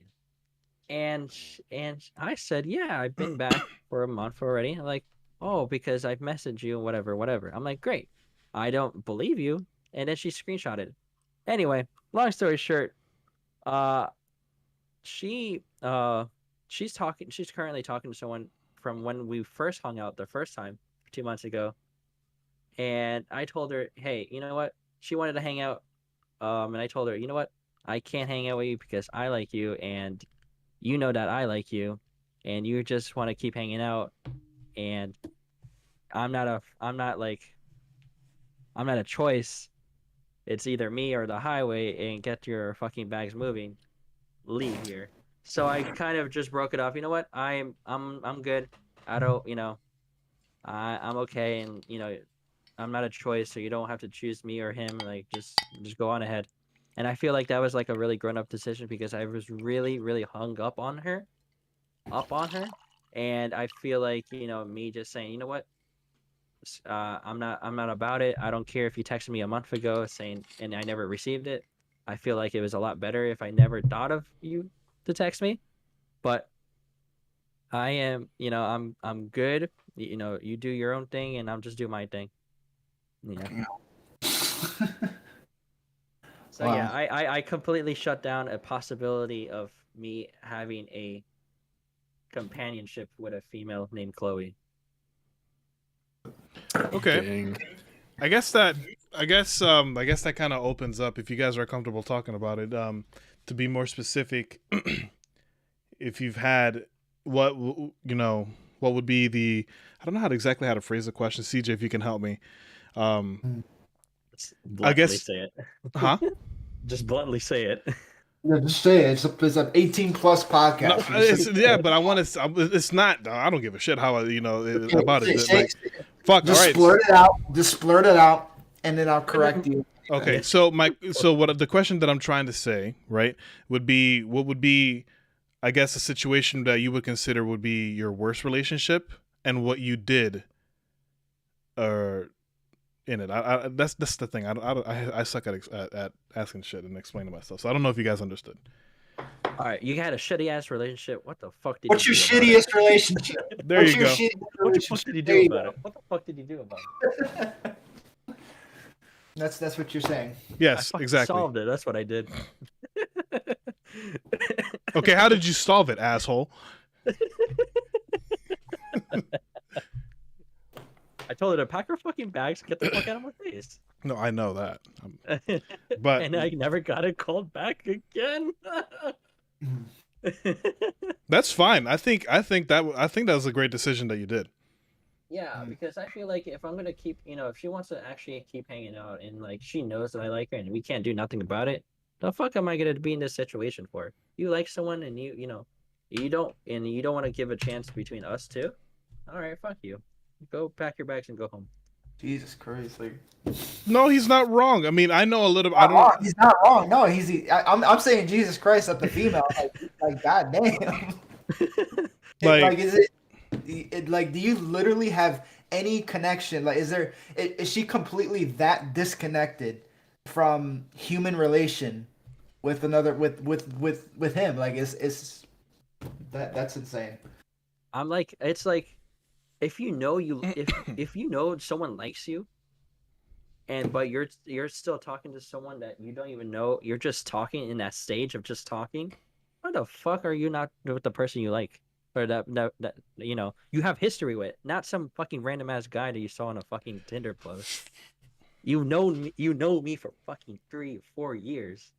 How the fuck are you saying, oh, I don't know, I'm talking to this guy? Fuck the guy. You know me for 4 fucking years. What the fuck are you? What is there to debate about? Here's my thing. And then I said, you know what? Fuck this. All right, get out of here. I'm done with this shit. Here's my thing. I love Jay's take on this. Go ahead. I love your takes on. Go ahead. All right, look. Let me finish eating this gummy. But anyway, so check this out. Check this out. your situation. And you guys might feel differently. You guys might have a different opinion about it. At the end of the day, what I've been through has made me put up certain barriers and have certain defense mechanisms for me because shit sucks, you know? Yes. And fucking CJ can tell you guys that I went through a horrible relationship. But the thing about your situation, Carlos, and if you're, I'm gonna go ahead and say a little bit more if you're okay with me with what you told me earlier. So Go right ahead, you my bro. told me that that you guys would go out and whatnot, and you guys would do things together, right? You guys would make out and other stuff. You know, the thing that I don't like is that she would give you mixed signals. Yeah. And whatnot. She would say, "Hey, I'm talking to this person, you know, you're telling her, okay, so, you know, everything that you said, you know, choose me, or, you know, we've known each other for years and all that stuff." The fact that she says, "I don't know," you know, means that this person, Chloe, I think you said you were going to call her, you can't really take her seriously serious in a relationship because she's not taking the other person that she's talking to serious. Granted, you guys are talking, but me personally, the way I see it, if you're talking to somebody, just talk to one person. Oh, no, for sure. Yeah, for sure. 100%. Have that courtesy and respect. Yeah, you know, exactly. to Why agree to hang out with me if you're talking to someone? Yeah. You know? So it's because of that.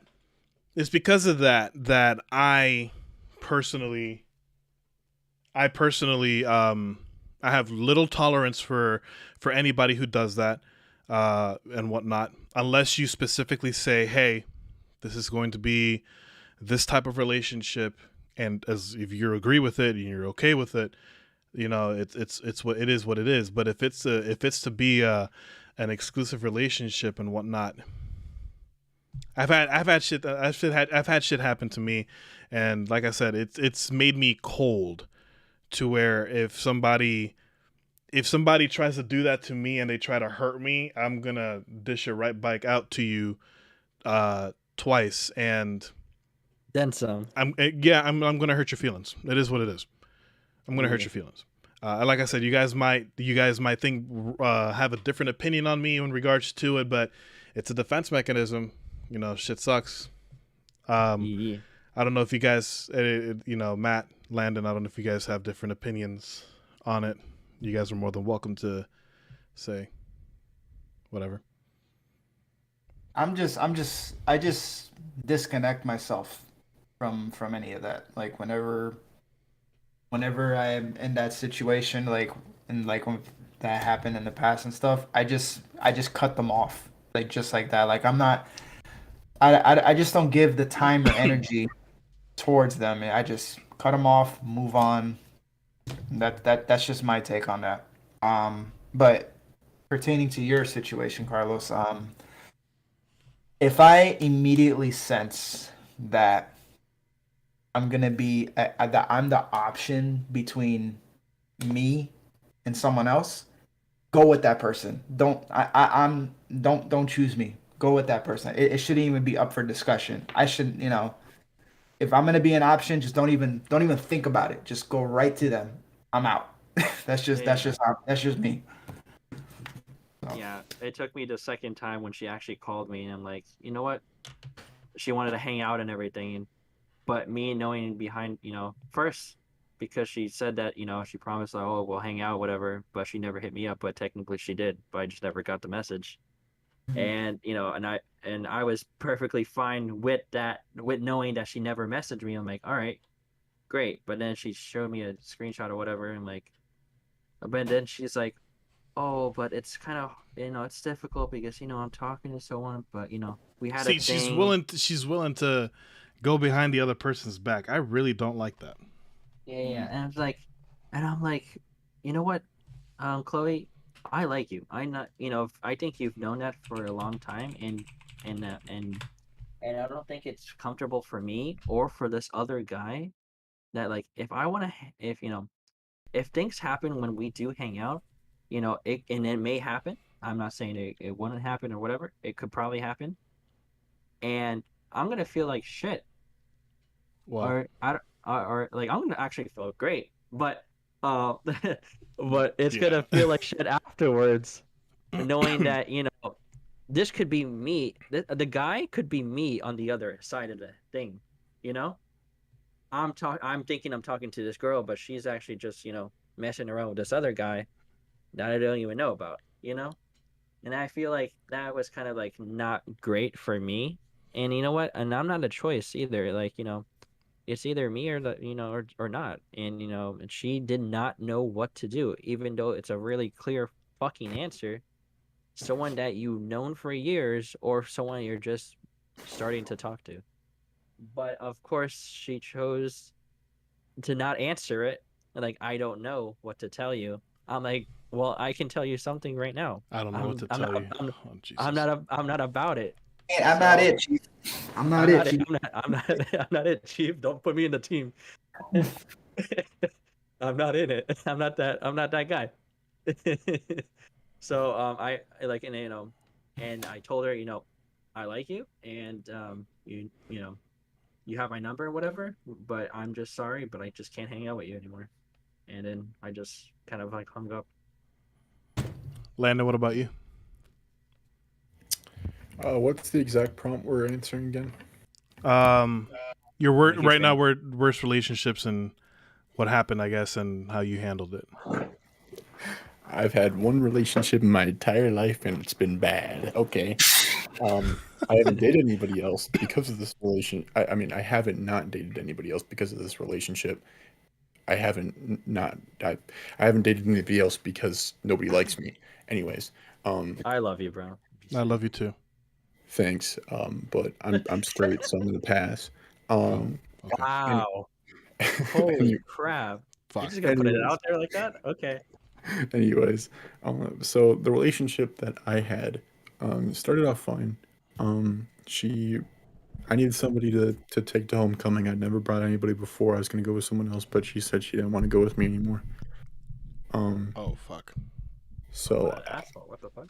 I kind of brought it up to the girl that I ended up dating, and she said she would go with me, and we got to talking for a while. And then after about like a week and a half of talking, I asked her out. We were gonna wait until after homecoming to see how things went, but I just decided to ask her out early. Um, I kind of felt forced to be honest, but I didn't even realize it at the moment. But so yeah, we went on a couple of dates before homecoming.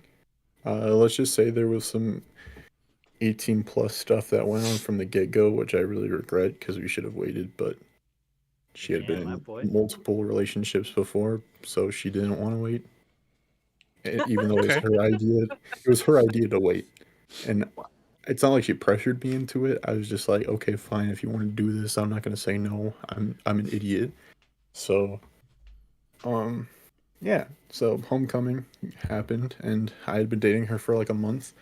I just want to say, one of my best friends at the time was her last ex, like the guy she dated before me, and that's kind of like why I knew her a little bit more.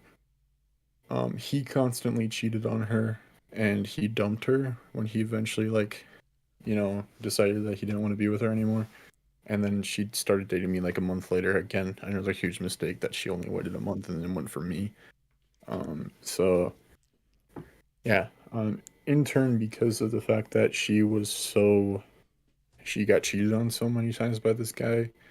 Um, whenever she was around him, she felt terrified to be around him, and she was very clingy to me, always asking me every 5 seconds what I was doing, just because she always said that she didn't think I was going to cheat on her.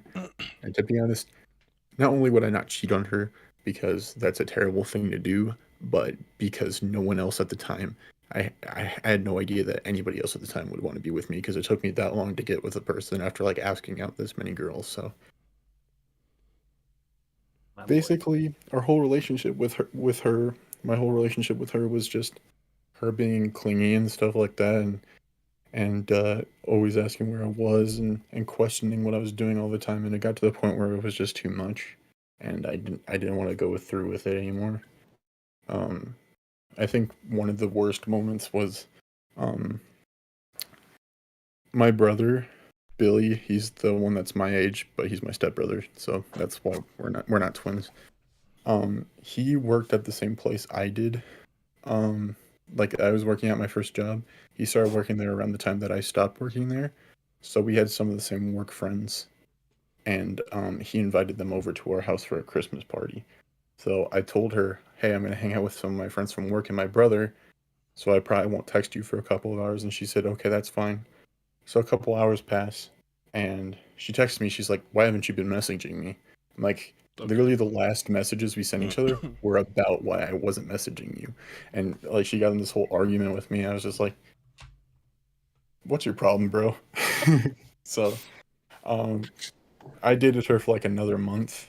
Um, and then like one night she messaged me that because she told me later that she messaged me this because she had a feeling I was gonna break up with her. She told me she thought she was pregnant, Oh my goodness.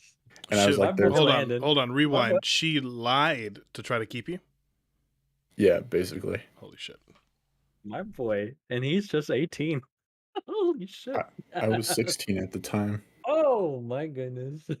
Yeah, so she found out that she was having like pains in her abdomen, but she didn't feel she knew it wasn't pregnancy. She actually got checked. It was a UTI because she's disgusting and doesn't clean herself. Um, and I broke up with her. I said that's a little bit too much. I'm done with you. So I basically like got finished with that, and I said the cleanliness and the craziness, it's a little bit too much for me, and I don't want to be a part of this anymore. And so I just broke up with her, and I kept her added on everything because I felt bad for some reason. And then like a month later, Kobe Bryant died, and it hadn't even been a week, and she made a joke about it. She said, "I'm gonna be in a plane, it's gonna be going down, I'm gonna yell, somebody's gonna yell Kobe or something like that." I don't even God remember what the damn. joke was. So I slid up on her story. I said, "That's messed up. He hasn't even been dead for a week." And she's just like, "Oh, so this is the first thing you say in a month?" She was basically playing victim. I'm like, "I'm not gonna sit here while you play victim when you just made a joke about somebody who literally just died this week." And I blocked her on everything. Some crazy stuff. Damn. Yeah. So I hope to CJ. be in a relationship one day that's actually good. Well, Yes, and that's the hopes. sure. That's the hopes, not just for you, but for everybody as well who struggles with it. Nate in the chat says, "I've been in a loose relationship in primary school, and we talked until like year 7 started, and then we lost connection. I still have her mom's number. I'm hoping to ask out a girl soon as well." Okay, Yep. Good luck on that, Nate. at least you got the mom's number. Views on that. Dang. Bro's about to borrow a MILF. Damn. Timmy says, "Thank you for opening up and being real, Landon." Yeah, 100%. I think opening up, about things like this, that would normally make people vulnerable. I think it takes a different type of bravery. So thank you for opening up as well. Yeah, Landon's amazing. Yeah, Matt, if you are available, I don't know how much of the question you caught, but in case you didn't catch it, we are talking about worst relationships you've ever had, what happened, and whatnot. Alright, this is going to be a little bit of a lengthy tale because it spans 3 years. Okay. I met a girl in high school, 9th grade. Actually, I met her in 8th grade. We went to the homecoming dance for 8th grade, right? That didn't really pan out, but we met again in high school, 9th grade year. We started dating, talking, whatever. And so we dated for 3 years, 9th grade, 10th grade, and 11th grade. Our whole 11th grade, we were engaged, right? Oh, okay. We did everything you could think of except for intercourse. I'm just going to be straight up, okay? It is an 18 plus stream, homie. Anything else you could think of, though, we pretty much, tried it, being high school students, hormones, all that. And in 11th grade, while we were engaged, it turns out she was cheating on me pretty much the entire time. And the relationship was also physically abusive, her toward me, not me toward her. Mentally abusive, her toward me. She would literally hit me. I would never touch her. She'd hit me, punch me, kick me. She would call me stupid, tell me I was worthless, tell me no one would want to be with me. And I stayed with her through all of this.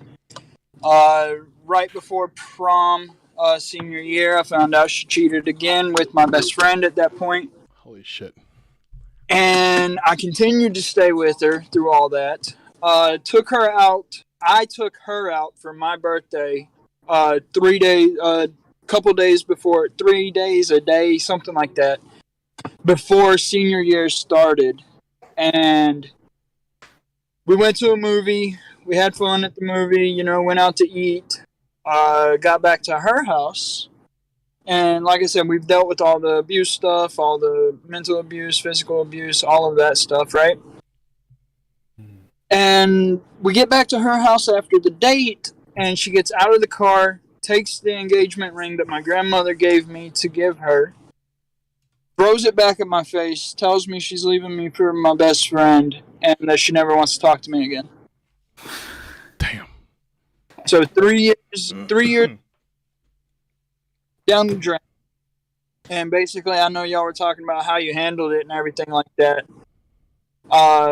Basically, all I did was attempt suicide at that point because I didn't know what else to do. My whole life was her at that point. You know what I mean? Mm-hmm.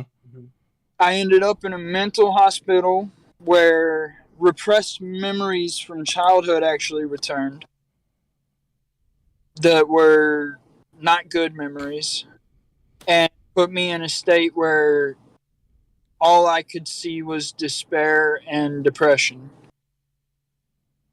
And it's something that I've continued to fight to this day. And had it not been for this girl, I would have never remembered any of that. Mm-hmm. So yeah, pretty rough relationship. After that, I started my hoe phase though. Hey. Hey, well, at least the silver lining in this is you learned, you improved and stuff, and I believe now, if I'm not mistaken, you're married right now. If that is that correct? Yeah, going on 9 years married to an amazing wife who is not physically abusive. She's not mentally abusive either. We like to call each other names and stuff like that, but most of the time it's joking. So a lot of people don't really realize when we're actually fighting because a lot of people think we're fighting all the time just because of the way we talk to each other, but we're always laughing about it. You know, we'll go to somebody's house and they'll be like, they're fighting. And then we'll get in the car and we'll be like, they thought we were fighting the whole time. It's so funny. We all love Tara. Oh yeah, Tara's amazing. 3 beautiful kids, like everything that I went through, you know, as much as it pains me to say it, my high school sweetheart, you know, she was, I can't deny that, but everything I went through led me down a path. It led me to addiction. It led me to cutting. I used to be a cutter. But Tara is the one that got me away from all of that. And had I not gone through all of that, I never would have went down the path that led me to Tara. Oh, Tara. Yep, exactly. Tara is amazing. So there's a silver lining. There's a happy ending to your story, and that's the most important part. Because what you went through is what was necessary for you to meet Tara and for you to have her put into your path and for you to just appreciate the person she is. That, you know, what happened in the past, and I wouldn't wish anybody that, any guy whatsoever, to go through anything like that, but you learn valuable lessons, and you know, in order to experience something great, you have to know what terrible shit is, like what feels like. And that's like similar to, I mean, you're gonna hear my story too, but that's what was necessary for you to have the current future that you have now, and there's good news to it. So I'm happy for you. I appreciate it. You know, you got to go through crap to get to the. It's like the guys that are looking for gold. They dig for gold all the time, and they find crap 90% of the time. But then that other 10%, they find gold. You know, Yeah, 100%. that's what you got to deal with. You know, you gotta find the crappy girls first, and hopefully, you know, Landon. I heard part of your story. I had to deal with something here at work, but you'll deal with girls like that. You'll move on, and you'll find the one that's right for you eventually. Yep. Yeah. Hopefully. That brings us over. That brings us over to CJ over here. Worst relationship and how you did it. I have honestly, dude. Honestly, bro, dude, you were I'm a trying part to. of it. You were a part of it, man. I'm trying to anticipate. I'm trying to anticipate which one you're gonna say because you've been through the ringer, homie. You bring through the ringer, so I don't know who you're gonna bring up. Basically, all of them. You know that all of them were just. It was just bad. Like all of them resulted in cheating, as you know. 2 of them were verbally abusive. Just what he went through with physical abuse and verbal abuse. Like I went through a lot of verbal abuse, and I'm gonna pick the one that had the most impact. I mean, as you know, I had a 11-year relationship. You know with who? It always starts off fine. This was back in high school. That we got together at that point, and over the everything was fine over the years, and I was too stupid to pay attention to the red flags that happened over time. You saw it, and yeah, you saw it coming. Like you saw these red flags happen, and I was stupid to not listen to what you were observing and stuff. But pretty much, long story short, she was verbally abusive. Anything. If I had if I had a different opinion or something, I would get shut down for it. If I felt that something was wrong, or if I feel like this, that person did something, that she did something wrong, I would immediately get condemned for it. And I basically got conditioned over the years that pretty much everything was my fault. Like everything that went wrong was my fault. And there was even a point where she turned me against you. You know that, and to this day I fucking regret it. Like it was just like basically all the shit that I went through with this one. And basically like the way it ended, I don't know when she started seeing this other person. It was definitely during the time that I was still with them. And the thing is like they made it to the point a point where it's like it's my fault. And I genuinely like I believe that like it was my fault that this resulted in this, like that she was seeing somebody else at the time. Literally it has it like after we separated, after we broke it off, not even a year passed, and she already had a kid with the person. So that leads me to believe that this whole affair thing is going on much longer than both of us probably thought. Because there's no way that you're just gonna have a kid with somebody that you knew for only a couple months. At least I don't think so. But yeah, I remember back then, whenever I wanted to, like, I wanted to start my detailing business at the time. I wouldn't get any support.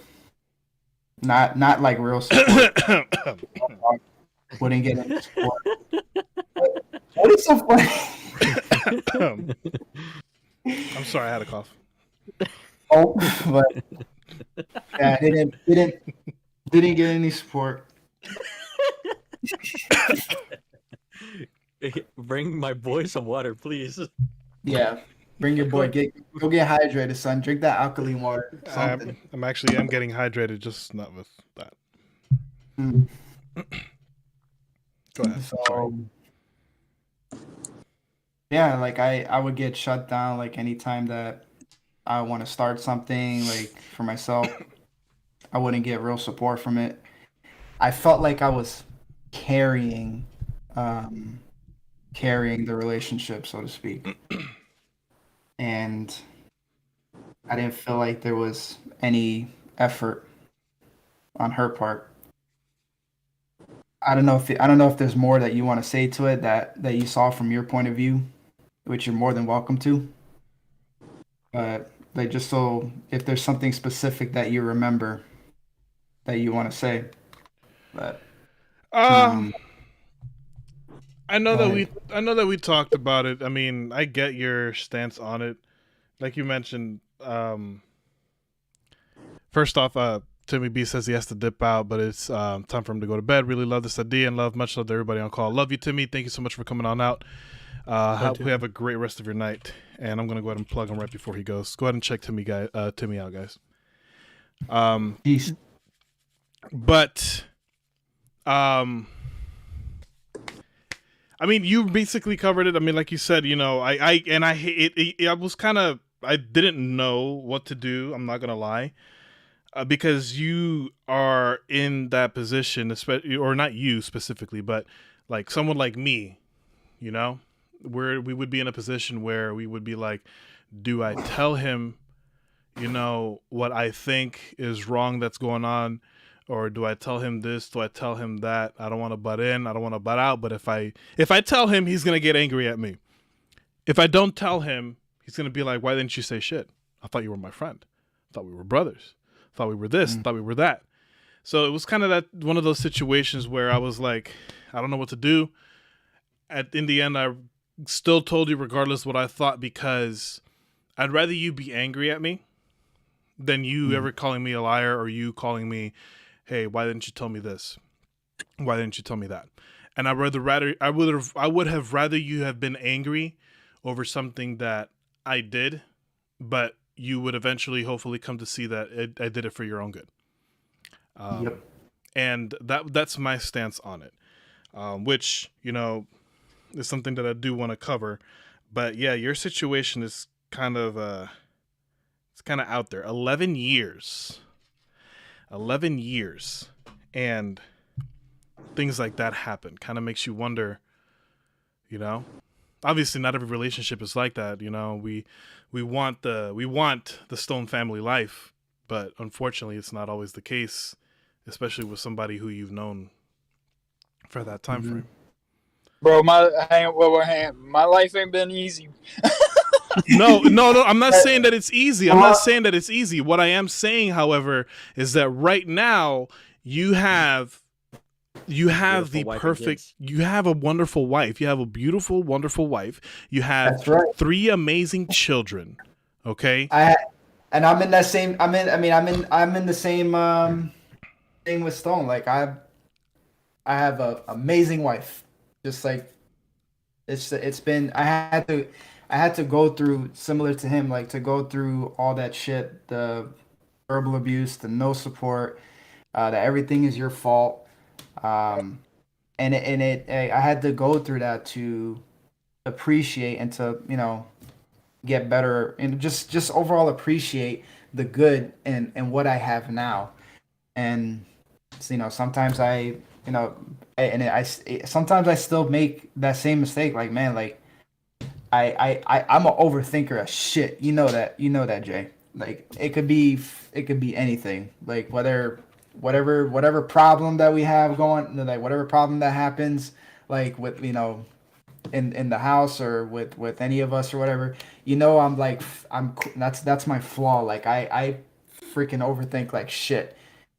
And sometimes, like, I know that pisses you off. I know that pisses you off, but you know, that's one of my faults. Sometimes I do take it on, um, with my with my wife currently. And, But and and I think that's the thing people need to realize as well. You know, not every relationship, like me and Tara have had our issues, and from what you're saying, you and your old lady have issues. It's working through those issues without taking things too far. If someone is physically or mentally or verbally abusing you, that's not a good situation. no, You know, but if it's just something that, like, she went and spent too much money on this, that's something y'all can work through without it being a blow up fight.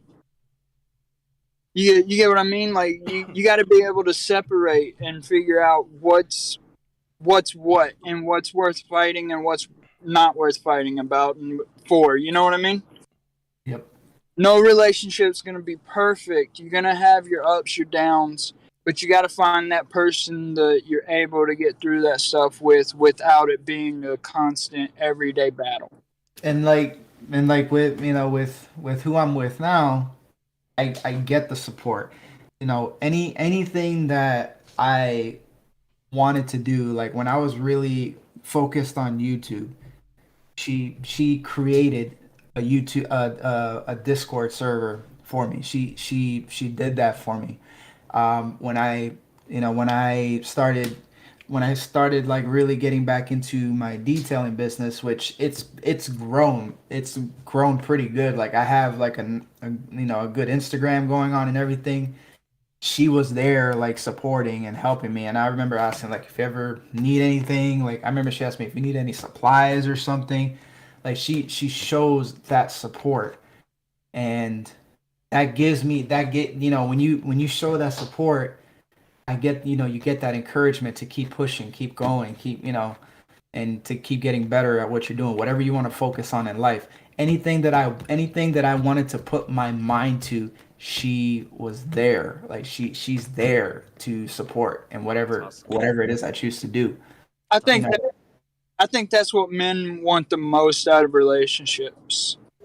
men I think want is the support, um, reassurance. I think reassurance is a big thing. Yeah, I agree. Reassurance is a big thing. Just I guess the lack of a better word to put it is men men like for you to stroke their ego, if that makes sense. I don't know if that makes sense. And other And things. huh? Nothing. Shut up. But you know what I mean. Like it's like men like that validation. Not the yeah, like the reassurance. Like Yeah. that's a big thing. The reassurance, support. Men don't get compliments. Like men don't get like we don't get compliments a lot. That's something that men are normally used to. So And like when we get them, we remember that shit. Too. when I get a fucking compliment, I'm like, holy! I remember that. I don't forget it.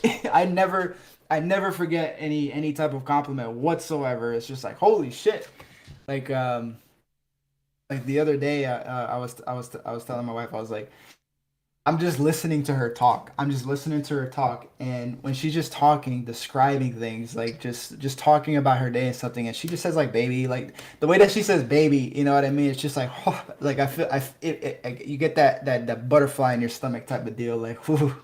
I can't explain. You know what I'm talking about, right? It's just like That warm feeling that you feel inside. it's like that warm feeling. So it's like that's what we love to get. Like we love that reassurance. We love that support, and she does that for me 150%. Like just that's how she is, and I'm grateful for that. Awesome. Yeet. I actually have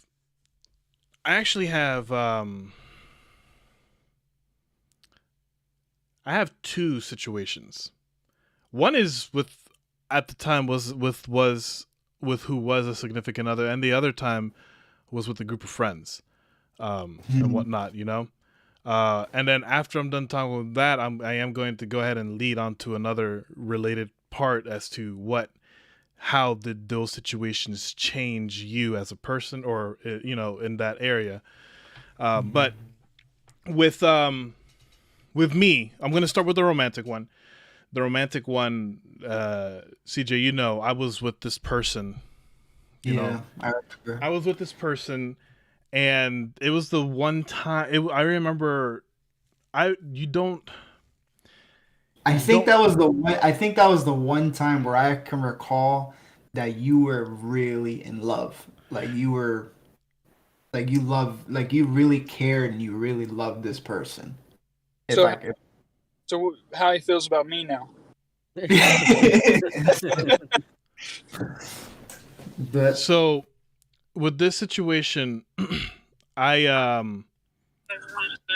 remember feeling very vulnerable with her and whatnot. It's something that I'm not used to.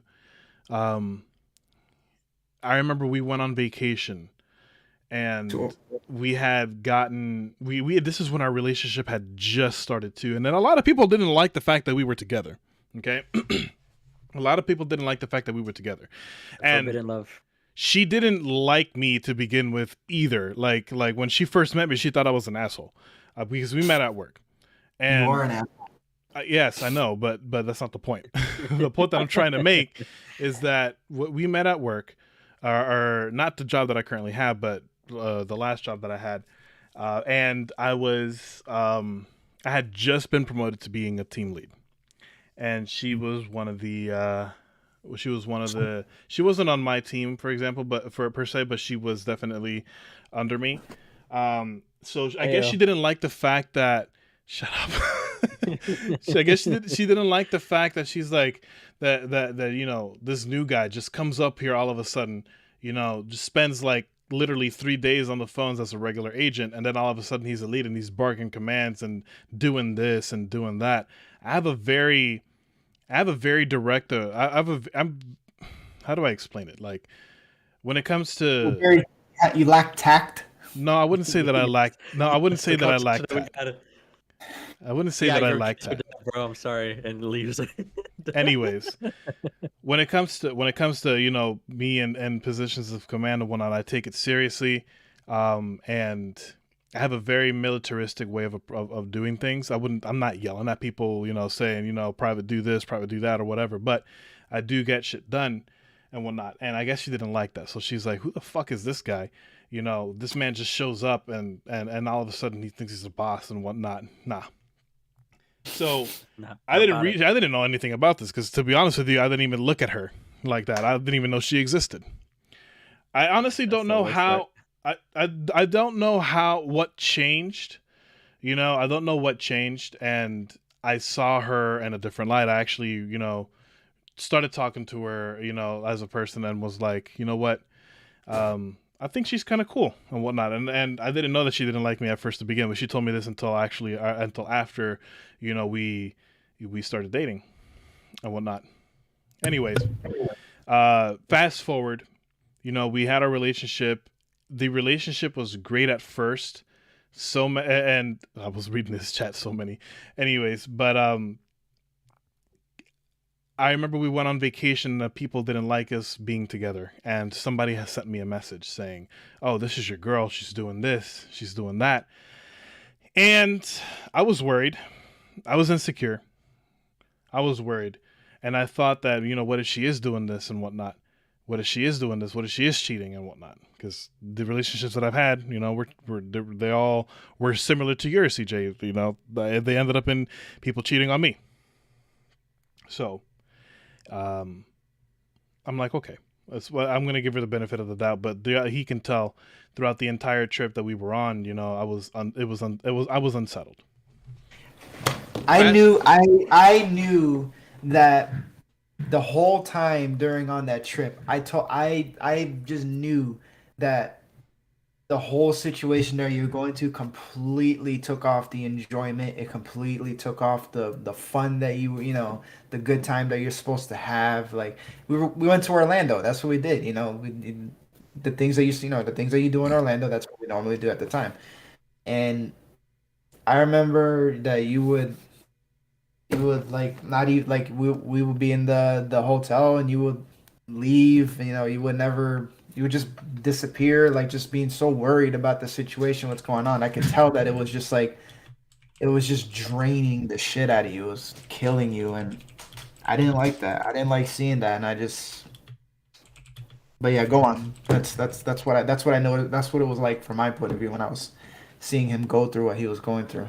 No, you're right, and I didn't enjoy it. I let that affect things that should not have been affected. Fast forward onto that. I wasn't verbally abused. I wasn't verbally abused. I wasn't physically abused. I'm a big guy. I'm pretty strong, despite what CJ likes to think. I'm pretty strong. I can defend myself verbally, though. physically, and whatnot. I can handle my own. But the things that makes me most vulnerable is emotionally, and I was abused emotionally. And It was this relationship that he went through which sealed the deal for him to the cold person that he pretty much is today. Like, and I'm serious, like, with that, I just lost 100 subs. Thank you, asshole.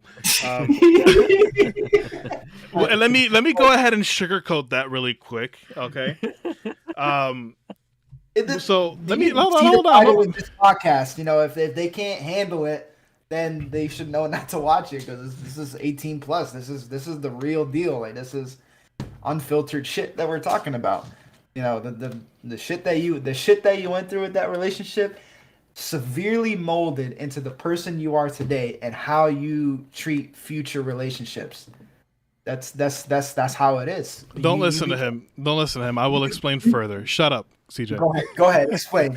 Anyways, I was emotionally abused with this. I come to find out that throughout our time together, she cheated on me with 3 men in my bed that I bought and whatnot. But that played a great deal and the emotional damage that I suffered in there. But the thing that took things over the top is that I would have been a father because there was a point in time where she was carrying my child. And I get it, I'm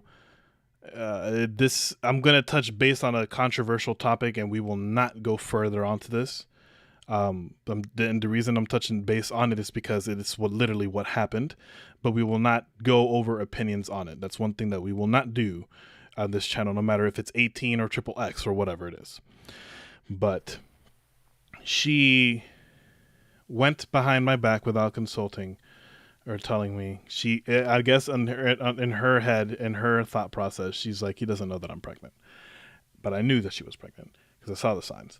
And I saw the test too. She went ahead and she terminated the pregnancy. I get it. It's your body. You can do whatever it is you want to do. My opinions are that you should at least tell the father what you plan on doing, and you guys should be able to have a reasonable or civil conversation as to how you guys can proceed. You never know, you might end up agreeing, hey, because you're not asking permission, you're just giving the person the common courtesy who you made the baby with. So not only did she cheat on me with 3 other men in my house, in my bed, but she went ahead and she terminated the pregnancy, and I would have been a father if she hadn't done that. And that's what took things over the top.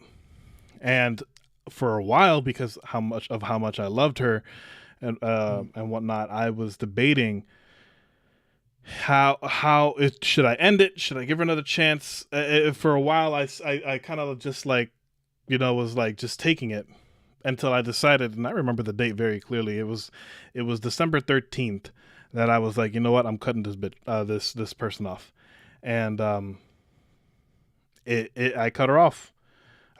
And it sucked. And then, obviously because I felt some, a way with her, I went back to her again and whatnot. And I'm thinking, okay, you know what? Things will be different. Let me just give her another chance. Stupid me. And ultimately things didn't work out. what CJ, just to clarify on what CJ was saying, as far as how it changed me, or that particular relationship has changed me, I am very, when it comes to a romantic relationship, I am cold. Well, I Not, wouldn't say cold. I think that's going a little bit too far. no, You are it's accurate. definitely It's accurate. well, it's And accurate, it's and not accurate. I'm only going to that, but explain why. Hold on. Let me explain why Mhm. I think it's accurate. Um, because I am not going. I refuse to let myself go through that pain again. It sucks. I Maybe can Guanako. handle a lot of things. I can handle a Bro. lot of things physically. I can take extreme physical trauma. I can take extreme verbal abuse. I struggle with emotions and whatnot. So my thought process was, if I can shut it off, flip the switch, and not feel it, I won't feel the pain. And I realize, I'm not saying that this is the best thing, because it's really not, but I realize that um, it does have its consequences. It will, but it might, or will, I guess, potentially, it has potentially ruined any other possible uh, romantic relationships that I could ever have, or that I could have had in the past. Most recently being somebody who I shall not name. It's just fear. Fear is a powerful thing. Fear is a powerful thing, and it's because of that that I have that that mentality. Um, I don't know if you wanted to add anything else to that before I move on to the next one. Anybody? well, besides the cold part, the other thing is that made you incredibly guarded with your emotion, like with when it comes to your heart and anything. Definitely be very guarded to, and anybody, you wouldn't let anybody even come close to it. And the thing that's bad about that is off the bad without shutting off the good, because there's actually good people out there, whether it's with a this isn't just like with relationships in general. This is just with new friendships in the like just in general, just new friendships. It doesn't have to be with another woman or anything. It's just with friendships or anything.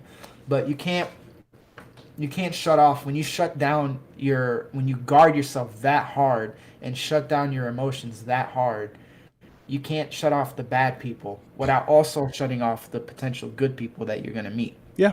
Mm-hmm. So that's the only that's one of the main bad things to his to what how he's been dealing, how he's become ever since that fucking horrible. I hate that shit. I hate that shit happened to him and stuff. And but that's what happened. That's what who he became afterwards. And I would tell him all the time, like, at some point you're gonna gotta help you learn to trust again, how to to actually open up a little bit, whether it's just like a little bit at a time, just something small. You don't have to just completely make yourself vulnerable and put yourself out there, but just a little bit at a time. I had to go through that. I had to go through that shit, where you get so hurt, like, and like after the fact with my last one, like, I've never there was that part I never drank before. There was just that point where I drank. I was just fucking it's 11 years. You know what I mean? You would never expect something like that after 11 fucking years out of nowhere. Which the shit that happened that night. But you have to take small steps to slowly open yourself. If I didn't do that, I wouldn't be with who I'm with now. You know what I mean? If I didn't take that step to learn to open up again, learn to trust again, I wouldn't be with the person that I'm with now.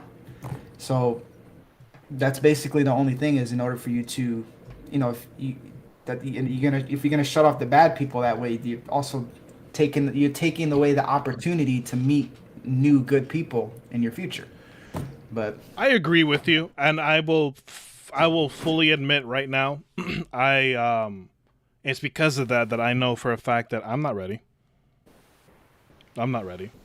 I'm going to take my time I'm still healing from it. This happened in 2016. It is now 2022, and the shit still.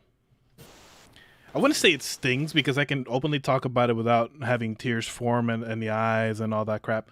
I can openly talk about it. If I were to ever stumble upon her profile or whatever, it won't hurt me or anything. But the situation itself, what has come of it, I've never fully recovered from. Like I said, it happened 2016. It's now almost halfway to 2022. I'm exaggerating a little bit, but you know what I mean. And I'm still struggling to fix that certain aspect of me and what has happened. And I know for a fact that me is going to take a little bit before I'm ready to commit to a relationship like that with someone else. I mean, if somebody wants to have a freaking casual relationship or whatever, and hey, no strings attached or whatever, hey, listen, that's what it is. But if it's to the point where here's where the coldness comes in, if they start catching feelings, and I'm like, I'm sorry, but I'm sorry, little one. There's like the moment feelings are involved, it's just like he's just like I don't compute these. What is this? I don't know what this is. And it's bad. Shuts off. Yeah. But another reason why I'm also guarded, it's not just in romantic relationships. I had a very good friendship with two people. I had a very good relationship with two people, and we would do everything together. These two, we would do. It's how I started. Doing a whole bunch of doing things that as high schoolers you do exploratory, not nothing intimate related, obviously, but things like drinking, for example, or other stuff. You start to experiment and whatnot, and you don't just do it alone. And for me, in my case, I did it with these two other peoples, and we developed a good relationship over the years. One of them even joined the military with me, and I had a car accident. In 2012. It was the day of the Sandy Hook shooting. I remember that clearly. It was the day of the Sandy Hook shooting that this happened. I was in the passenger seat of my friend's car, and we got T-boned. Somebody hit us so hard the car spun and it flipped. And the injuries were quite bad. Like, I had bruises all over my face. My glasses were jammed up all the way on my left eye, above my left eyebrow, like to where it hit my skull and whatnot, or at least it felt like it. And hello, breaker. Okay, cool. What a shaker. No, sorry, my headphones is making noises, and I'm like, oh, hold on, I hope it's not dying yet. But anyway, No. I can hear you. Loud and clear, sir.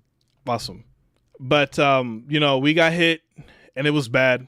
And obviously, PIP and all that crap. We went ahead and I took care of it. With the legal stuff and whatnot. It turns out that my friend's like, oh, you sued me, and I'm like, no, I didn't. He's like, yeah, I have the proof, and I even have proof here that you went and picked up a whole big check.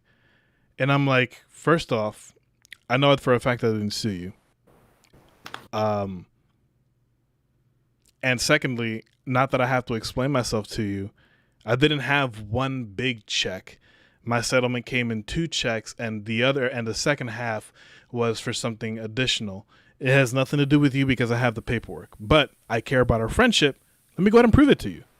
Let me go ahead and prove it to you that I didn't sue you. That I didn't do anything bad to you.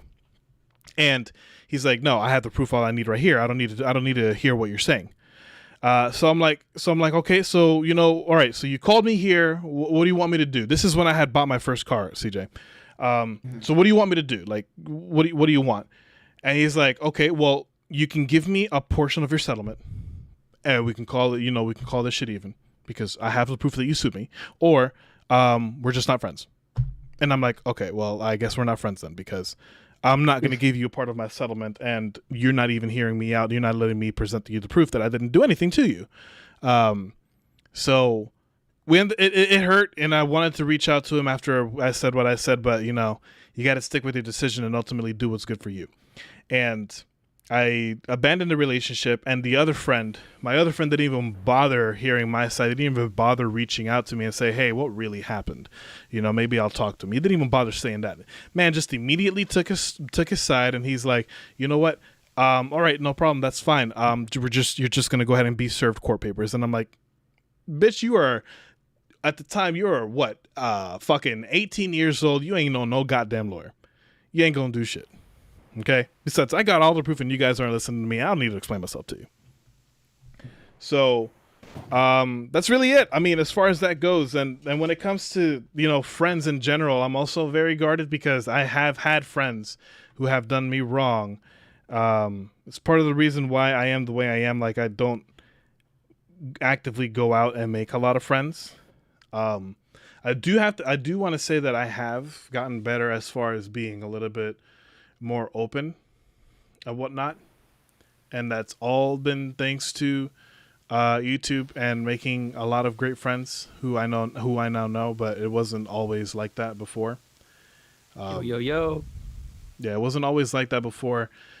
Just it seems like when it comes to relationships, whether it's romantic or friends wise, I've always struggled with it. No idea why, shit, just like I get the shit under the stick, but that is what it is. As far as those two relationships go, I already explained to you how that's changed me. And whatnot. It's just the last relationship that was like the final straw. I wouldn't say that's the final straw. I wouldn't say that it's the final straw.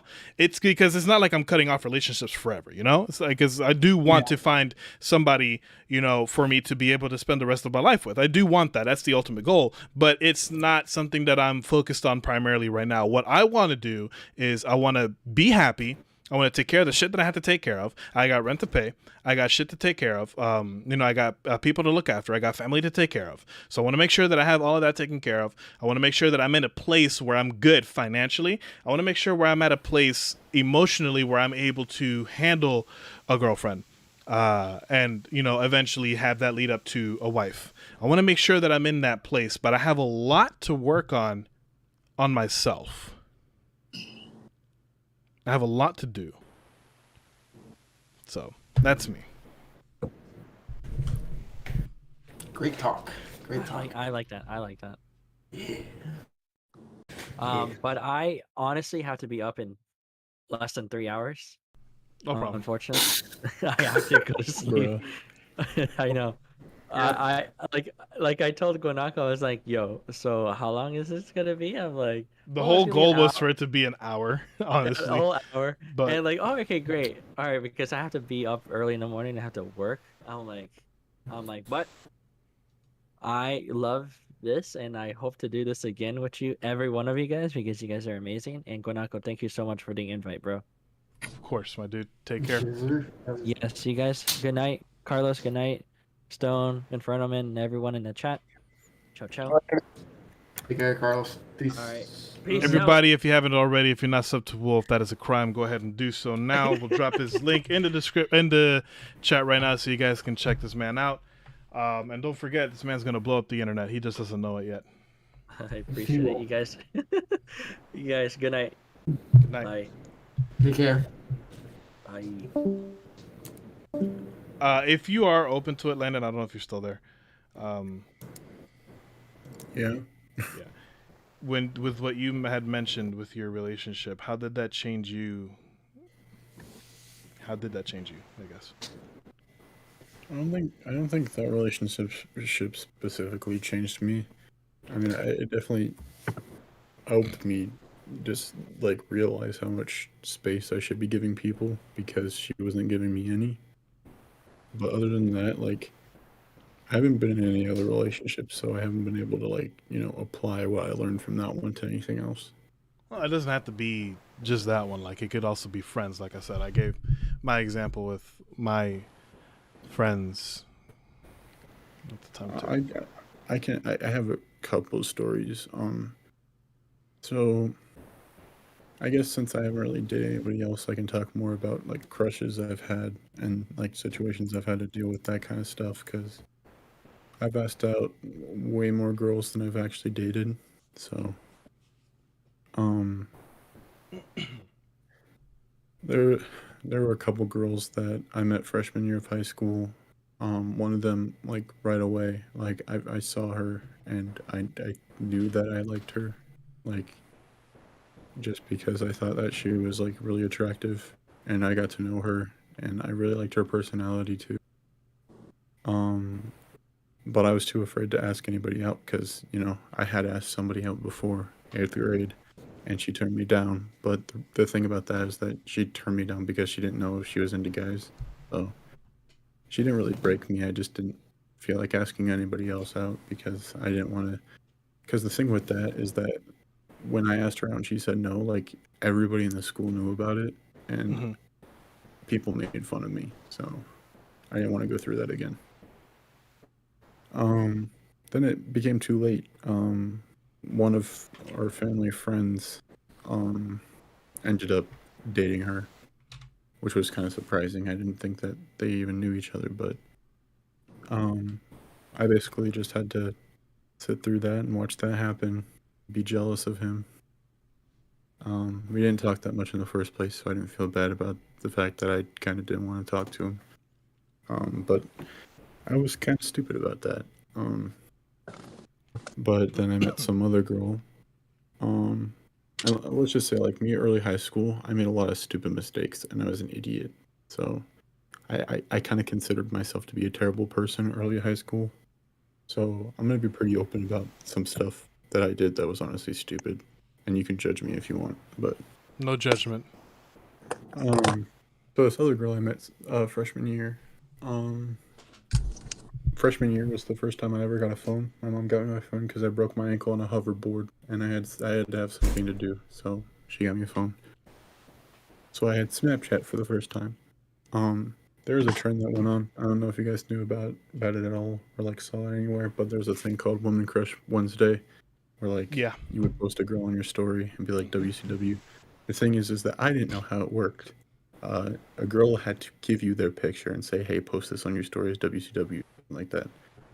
I would take screenshots of this girl's pictures and put them on my story and say WCW. And nobody was telling me that it was wrong. I just had to do that. But then eventually, somebody had to treat me like I was an idiot and call me stupid and stuff and say that I was a creeper because I would do that stuff. I'm like, I didn't know that's how it worked. I'm new to social media. Like, my mom never gave me a phone or anything, so like, I don't know how any of this stuff works. Um, and it was just bad. Um, but like I patched things with that, and I asked her out to homecoming sophomore year, and she said she would think about it, and we talked about it for a while, and then eventually she just said that she didn't want to go with me because she was thinking about going with someone else, and I kind of played victim, saying that she didn't care about me and she just ignored me on purpose and that she was a bad person, stuff like that, and I regret it a lot. But that stuff happened, and I sophomore year just became a slow increase of me slowly becoming more depressed and blaming my problems on other people, and it just got worse. The fact that like I was saying bad things about these girls that I had liked. I'm not tired. I just can't speak loud because my mom's sleeping next door. Um, but yeah, like those situations happen, and I just sat there the whole time thinking that I was in the right and I couldn't be doing anything wrong, and that I was the victim here. Um, but then that year, for spring break, the people in the music and just like the music branch of our school got to go to Florida because they do that vacation every 4 years. But my family has never had enough money to go to like let us go on trips like that to Florida and stuff like that with school. So I ended up going, and thank you, Matt. Um, so most of my friends were in Florida for the week, and basically I just complained. I'm like, "Oh, all of you guys that went to Florida are just lucky because you all have money, and your parents have money and stuff like that." Basically, just saying a bunch of bull crap I shouldn't have said. So one of the girls that I liked, um, basically I found out that they were all talking crap about me during this whole trip because all I did was complain. But honestly, like I, w- I had depression and I blamed it on other people, and it was dumb. Um, but one of the girls I liked had worked overtime for like weeks to raise enough money for her to be able to go on that trip, and they were all calling me selfish and saying that I was a terrible person. So that kind of broke my reputation. Um, but you know, with all the girls I've asked out and stuff like that, and them all turning me down, it kind of broke me as a person. I'm afraid to like talk to girls because I feel like they're just gonna, give up on me and not care about me or listen to me. Um, Another strong thing that Humberto and Matt, you were kind of around for this, but like in the fall when I met that girl on the dating app and we were Mm-hmm. talking for like a month, Yeah. and she came over and stuff like that, and then she was avoiding me and like not coming over when she said she was going to, and then eventually she just told me that she didn't want to be with me even though we had been talking for like an entire month. Um, I just don't feel like I can ask somebody out and them actually wanting to be with me, and it sucks because I don't know how to talk to anyone.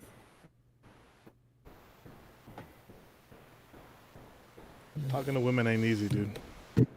Yeah, Or talking to somebody that you're attracted to ain't easy because you have that fear. I get it. yeah, and that's just the way it's been with that. I just made it seem like that was all my fault. It wasn't really like, yeah, I did some stupid stuff with girls and stuff like that, but there have been plenty of times where like I've shown interest in girls and like talked to them, but then they completely just say, hey, I'm not interested in you anymore. I'm gonna go talk to somebody else, or they just pretend they care about me. I just bleed my heart out to them, and they just don't seem to care. Yep. I feel that. Yeah. And about friendships, I've had multiple toxic friendships that I've kind of just let go. I've After high school, like I only have like four friends still that I was friends with in school. Cam, Cameron, the other Cameron, Casey, and Perry are like my only friends from school that I still have. Um, the toxic friendships I've had in the past, I think like the earliest one I can talk about is my friend I had in that I met in middle school. I want to give him a code name, but I don't feel like I really need to do that. So I'll just call him by his real name. His name is Adam, and he he's a very self-centered person. He still is. He doesn't care about anybody most of the time but himself, and I didn't see that. And I spent a lot of time around him, and I'm the kind of person that like if I'm friends with somebody or like talking to them, like I like to tell them everything that's going on in my life. It's part of my Asperger's. If I trust somebody enough to tell them about something that's going on in my life, I'm gonna tell them everything, like all at once. That's just the way I've always been.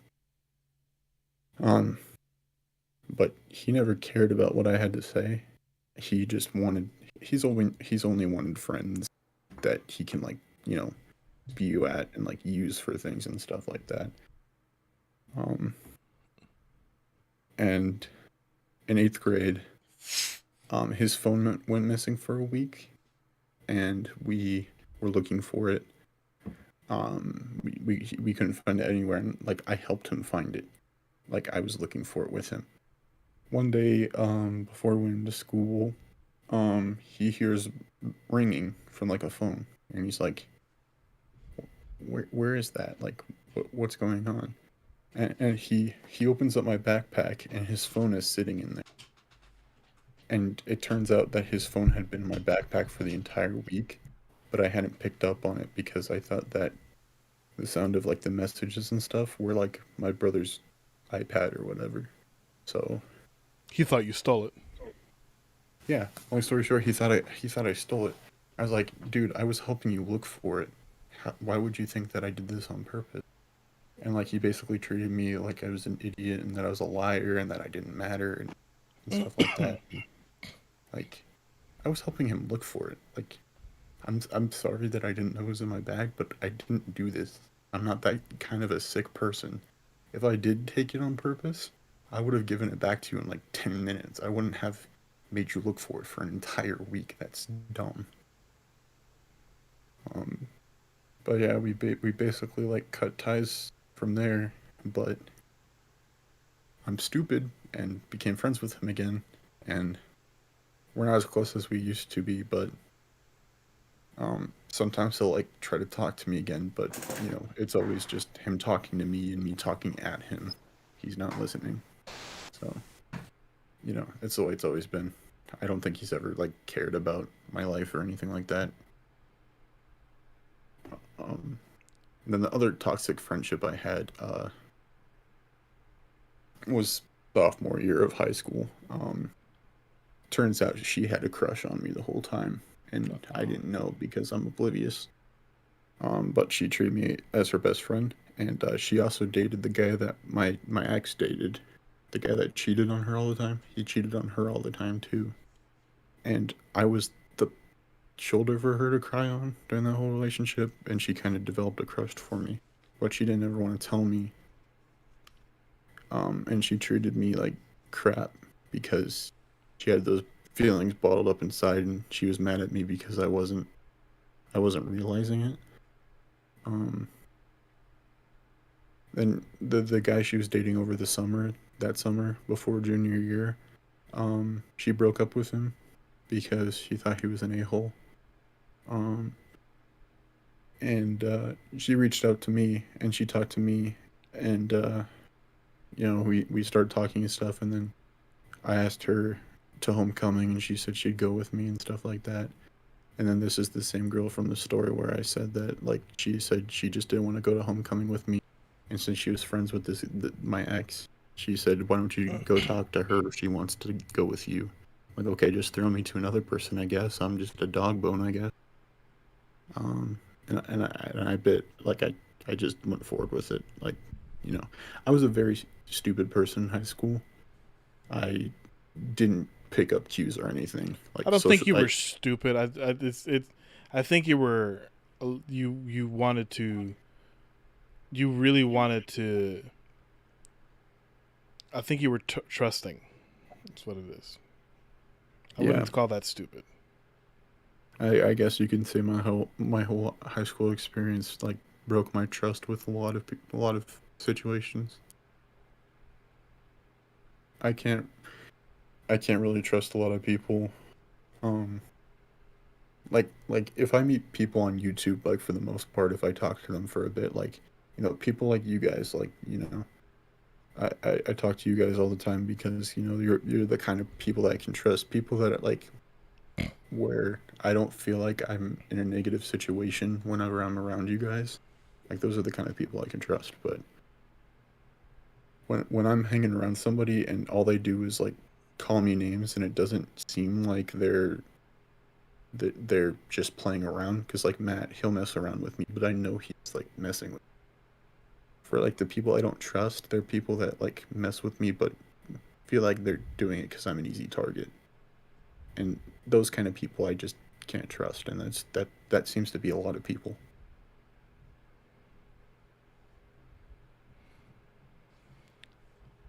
Okay. Sir Nate a lot in the chat says, my only issue with asking that girl out is that it might end our friendship, which I don't want to happen because she's a beautiful girl with a great personality, and I want friends like that. Matt says, I think that you are that close with the great. I think if you are that close with the girl, that moving on to the next level isn't a terrible idea. My wife is my best friend, and you have to be able to be friends with the person you are in a relationship with, because a relationship isn't always romantic. I get that. I understand that. And I understand everything that you were saying as well, Lana. Like I said, I don't think that you were. I wouldn't call that stupid. I just think that you were trusting. I get it, because I was the same way too. You know. What about you, Matt? If you're still there. Yeah, I'm here. Okay.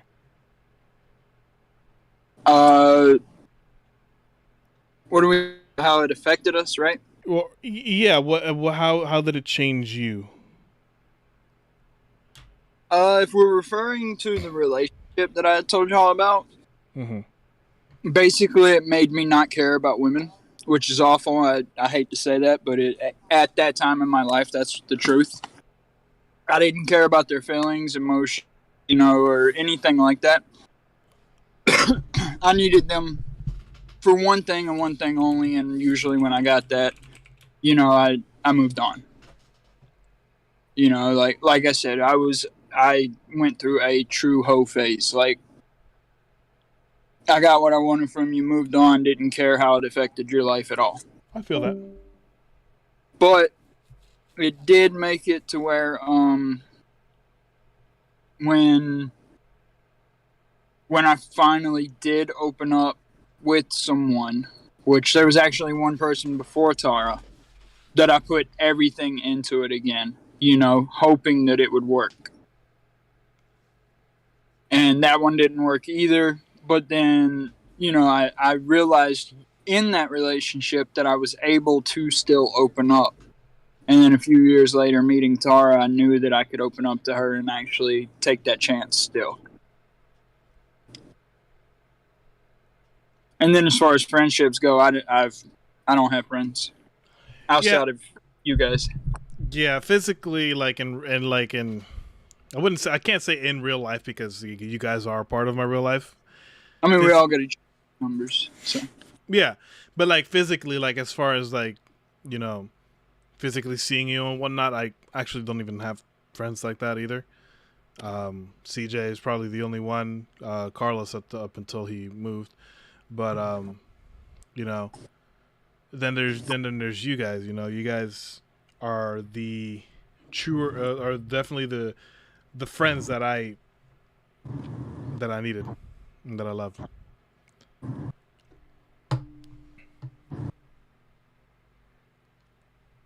In regards to, you mentioned a hoe phase, Matt. I honestly think, and I don't know if people might disagree with this, and if you guys do, it is perfectly fine. You are welcome to have your opinions, but I honestly think that I think it's healthy to have a hoe phase. I was watching a TikTok the other day that said it's healthy for men to have a hoe phase, okay? But it's unhealthy for a woman to do it. And that's because most successful men, now this is if you're looking for a long-term relationship eventually, okay? Okay.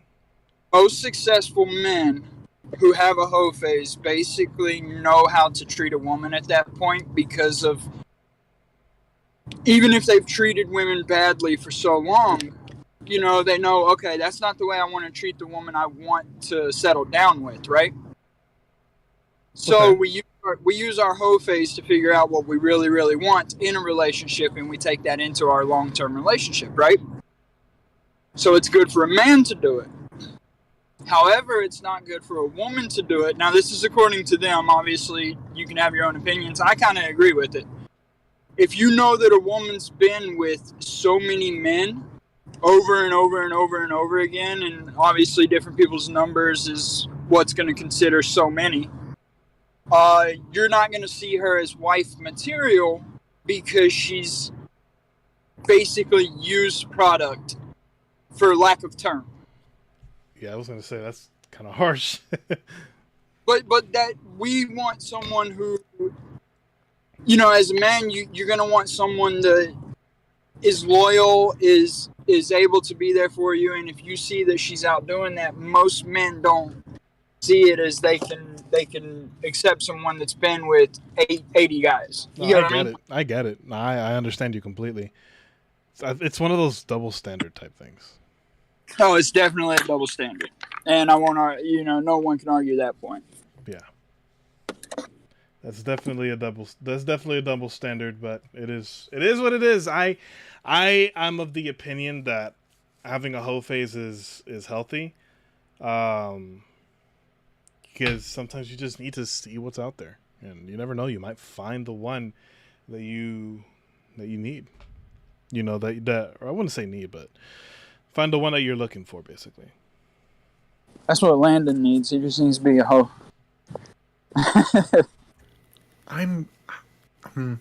He said, "I'm trying." I would like to. He says, "I would like to." He sounds so professional. Kim said he was going to start doing it, and he's like, "Wait, I don't want to be with anyone right now." But that's the beauty of it, though. I think you don't have to. This is where. Here's the thing. This is where, what CJ was talking about me, comes into play. You know, like if you're gonna have a hoe phase and have a casual relationship with someone, and they ultimately start catching feelings, I'm gonna be straight up. I'm gonna be like, listen, you and I agreed. There ain't no strings attached, and this is where I kind of like, not gonna have that much feelings and whatnot towards you. I'm not gonna really pay too much attention if I hurt you or not. It is what it is, because you and I agreed. It's one of those cold parts that he was referring to about me, but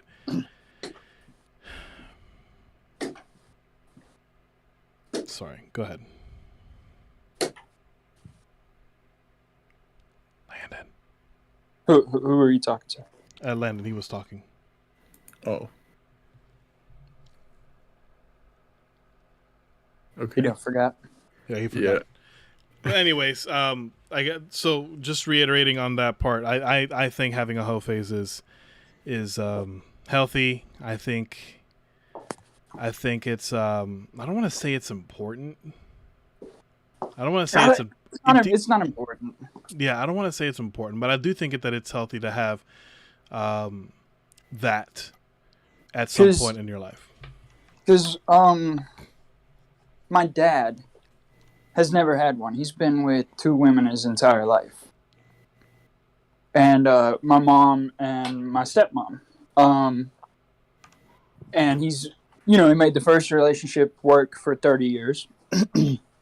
And now he's been with his current wife for, 3 years now. You know, so I don't think you have to have that to have a successful relationship down the road. You know what I mean? I don't think it's. Okay. I wouldn't say that you need to have, or that you should, rather, should would be the more appropriate word, I believe. I don't think that you should have a hoe phase in the attempts to find somebody. Really, if you want to have a hoe phase, or if you just want to be a hoe, hey, by all means, do whatever you want, right? But I want to be, but I can't. I mean, I am, but hey. I'm not afraid to admit it. But anyway, my lights turned off. It is 4 a.m. here. But I wouldn't say that it's necessary for you to find your significant other. I just think that maybe you should just get it out of your system. Just get the experience and whatnot. Because, you know, I don't know if I'm explaining myself correctly. I think it all comes down to experience. Because you could use it as a learning experience and whatnot, I guess. Yeah, like I said, it'll help you figure out what you want and don't want. Exactly. Thank you. This is why you and I are so linked, dude. This is why you're awesome, because you get what I'm trying to say. You can find out what it is that you want by going through the numbers, for lack of a better phrase. Nikki comes back in. She says she was gone for a while, and we come back to laughter. What did I miss? You missed quite a bit. We were talking about, actually with some pretty dark stuff when it comes to worst relationships and how it changed you and whatnot. Angel says, "Why am I awake? I don't know, but I'm happy that you're awake, and thank you for dropping on by." Sir Nate says, "Question: Have you guys dealt with rejection, and how did you get over it?" That is a great question. All right, hang on. Before you get into that, I got to go do her break. So if you're still live in 30 minutes, I'm going to join back in. Okay. So you and Landon keep this going for at least 30 minutes so I can jump back in.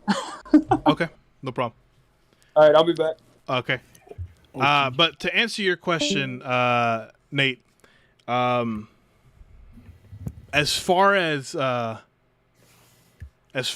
rejection goes, I'm not gonna lie. That's actually gonna lead up to one of my greatest regrets that I've ever had. Still currently have right now, but I wouldn't say that I didn't take rejection too well. I definitely got hit with rejection quite a bit. It hurts. You just honestly, like, at least for me, I just came to the mindset of I'm just gonna have to get over it. It sucks that it happened. It stings, because you visualize what you wanted and it just didn't work out, and you have that feeling of embarrassment and shame, I guess, wash over you. Just keep yourself busy with doing extra stuff to take your mind off of the rejection that you felt. Or if you have a little bit of a thicker skin, don't let it affect you too much, and move on to the next person, because the next person might be a yes, and whatnot. Angel says, "I just got hit with an ill." I did. I got hit with an ill. Yeah, I feel that. Same here. Matt says, "I can lurk, but just can't VC." I know, of course, Nate, that Landon has mentioned rejection. I believe earlier. Is that right, Landon? Yeah. I don't think I went into detail about stuff though. Okay, go ahead. Tell us how you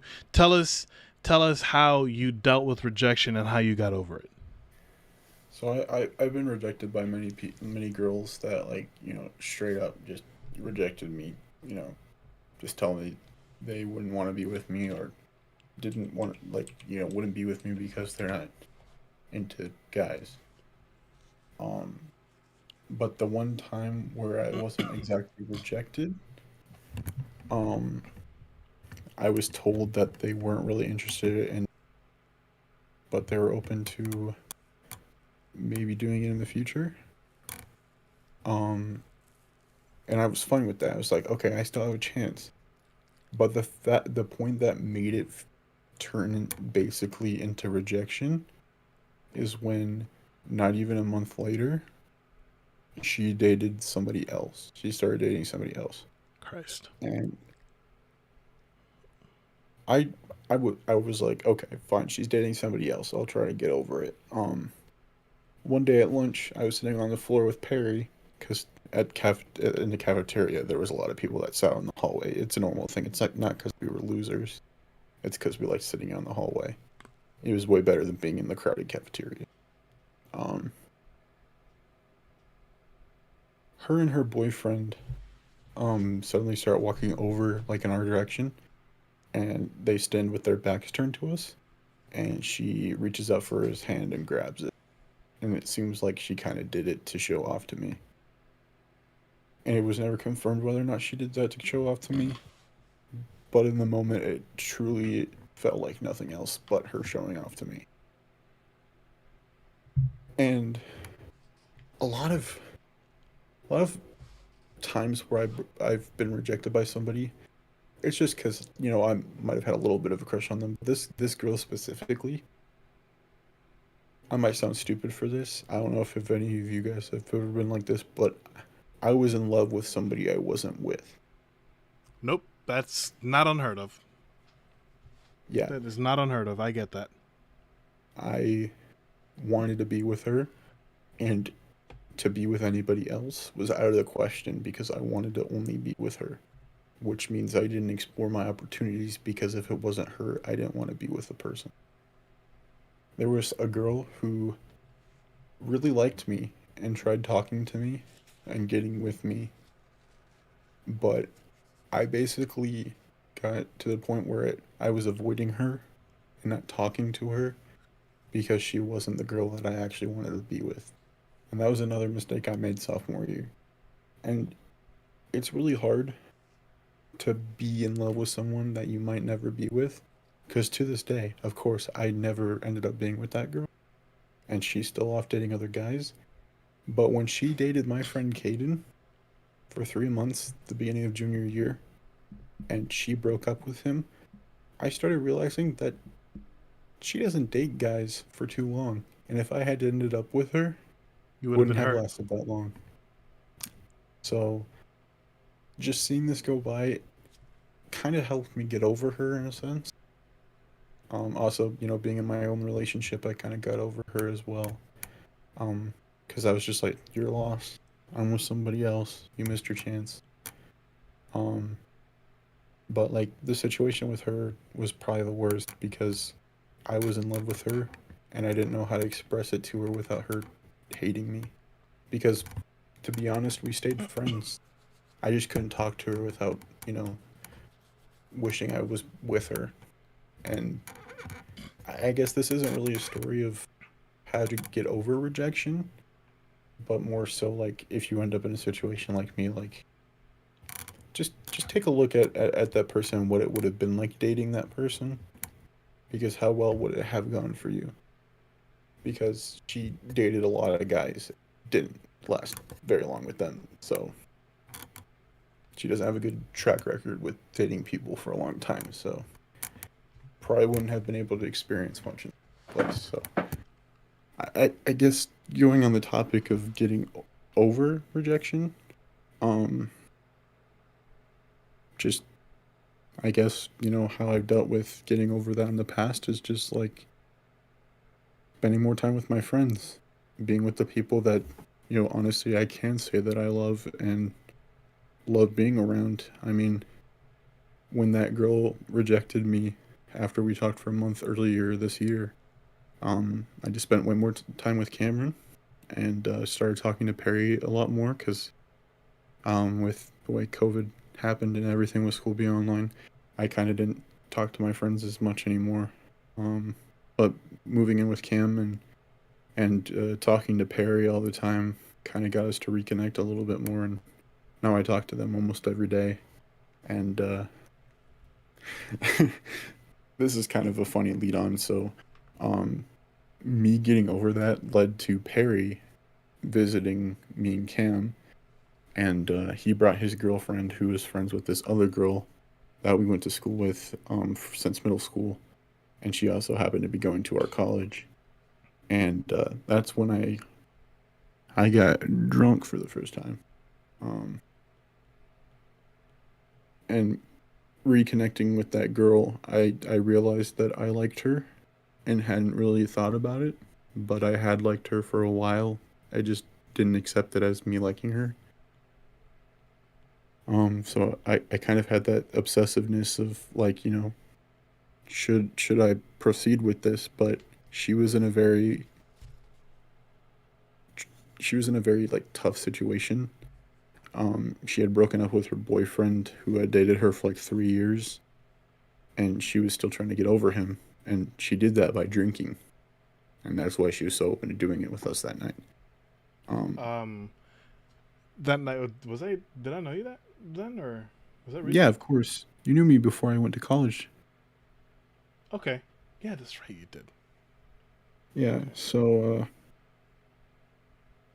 she actually got back with that boyfriend. They're still dating now, which I hate because he's verbally abusive, but I won't get into that. There was just this moment, like right before I got out of college, before I dropped out, where I really wanted to be with her, and my depression was already getting worse before I had talked to her. So, and this was because of school stuff and not being at home and stuff like that, and not knowing what to do with my life after high school, and not knowing where my life was heading. And that kind of just made it worse for me. That again, I was mad at myself for falling for somebody that I was never going to be with. And that just kind of worsened it. So Me coming back home after dropping out of school, um, kind of helped me recollect myself and reflect on myself a little bit more. And I had more time to create content like I had been before I went to college. And honestly, Cam and I lived together. We reconnected after, the stuff that happened in high school. Like, we had connected a little bit more. But I feel closer to Cam than I have been in a very long time since I came. Because he doesn't have a girlfriend anymore that's taking up all his time. And we can just talk whenever. He's always on my stream calls, and we watch anime together. It's nice to have somebody, like, have somebody as close to me in my life as he is, because I love Cam. We've known each other for over 10 years, and he's a big person in my life that helps me get over things and realize there's more to life than girls. So I kind of dragged on a little bit about this, but I guess the real answer is that if you get rejected by a girl, don't let it consume your life. There are things outside of girls that can, make you feel better about yourself. And most of the time that's other people, your friends, your closest friends. And Cameron and Perry at this moment in my life, and people like Humberto and Luigi and Matt and stuff like that, they're the kind of people that can pick me up and make me a happier person. Yes, I admit I still have depression. I'm a 19-year-old man living with his mom who still doesn't have a job. Will be soon. Always has to figure out what he's doing with his content, because one day he wants to be a content creator, like full on. And it's just all those mental things that like are affecting me. But it's nice to have people that you can talk to and turn to that keep you happy enough to keep going. So don't let a girl get you down, because there are way better things. Yeah. Matt says he'll raise you up. Well, thank you. I have a question for you in regards to the relationship stuff, with or just asking women out or whatnot. And if you want, if you like, again, if you don't want to say it, but you've been pretty open, so I don't think this will be an issue for you. But have you had any regrets? Have you had any regrets when it comes to relationships, whether you asking somebody out or you haven't asked somebody out because of fear or anything of that nature?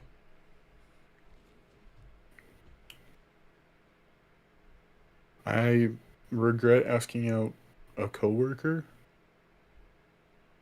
because Hold on, give me 1 second because my headphones are going bonkers. 1 second. okay.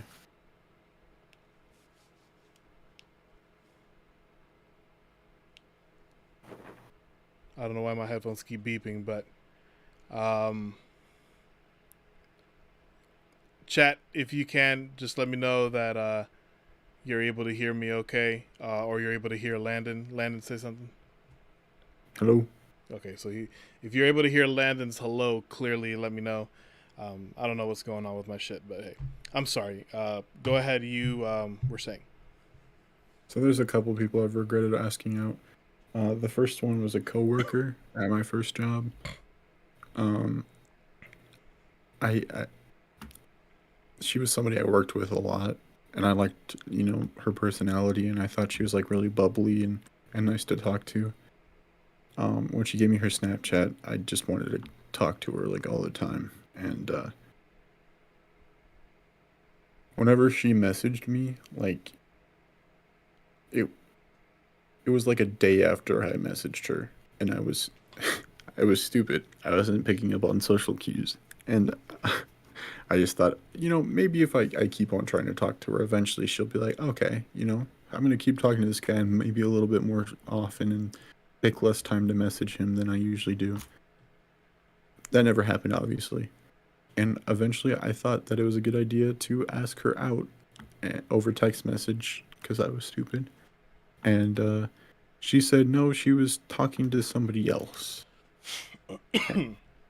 And that was really stupid of me. Like I didn't pick up on it, and the next time that we worked together, she came in with a hoodie on, covering up her face, and like I was doing something, and I turn over and see her over there, and she looks at me, and I said hi to her, and she said hi, and then like walked away really fast. So I basically like never could talk to her normal ever again because of what that happening. So that was really stupid.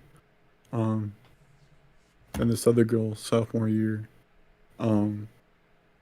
she like added me on Snapchat because like she recognized my name. She didn't know who I was, but she like had heard my name before. And this was like right after like the situation where that girl I was talking about earlier that I was in love with. She we were talking for like a couple of days, and this was like during winter break, so like days felt like weeks. And I had talked to her for a couple of days, and I thought like we had talked enough, so I asked her out, even though we had only talked for like 2 days, and she said like, I barely know you, dude. We probably would have to talk a bit more. And I felt so awkward about that I just completely stopped talking to her, and I felt like an a-hole. Like we still like talk once in a while, but it's never like anything too much. And obviously she was a freshman in high school, and I was a sophomore, so like I feel like after my sophomore year of high school, I matured a lot. Most people do. Like they turn 16 and they've like matured emotionally. I know I definitely did. Like if you met me freshman year of high school, I was a completely different person. But I still have her and all the other girls I've asked out on Snapchat, and like I don't really talk to them too much, but specifically this girl and another girl that I was interested in, the girl that I talked to freshman year, that I posted her pictures on my story and stuff like that, like an idiot. They both seem interested in me now, ironically. But because of the fact that I've been rejected before, I don't know if they actually are interested in me. And I don't want to pursue that because I don't want to get hurt by them again. Makes sense. So I just don't pursue it. And like people sent me birthday messages on Snapchat, and that one girl I talked to freshman year, she sent me like a super long message telling me happy birthday, and she's like, I hope it's a great one because you deserve it, and you're great with your YouTube stuff and stuff like that. Like everybody else that told me happy birthday that day just messaged me happy birthday and stuff like that, but she gave me a paragraph. I'm like, does she like me? Because fun fact, we matched on Tinder like a month ago, and most people that I know outside of Tinder that match with me, I assume just swipe on me because I do the same thing. Because we know each other in real life, and we're like, haha, I didn't know you were on Tinder. But I feel like she actually likes me, and I don't know what to do. Talk to her more. I want to, but I'm stupid.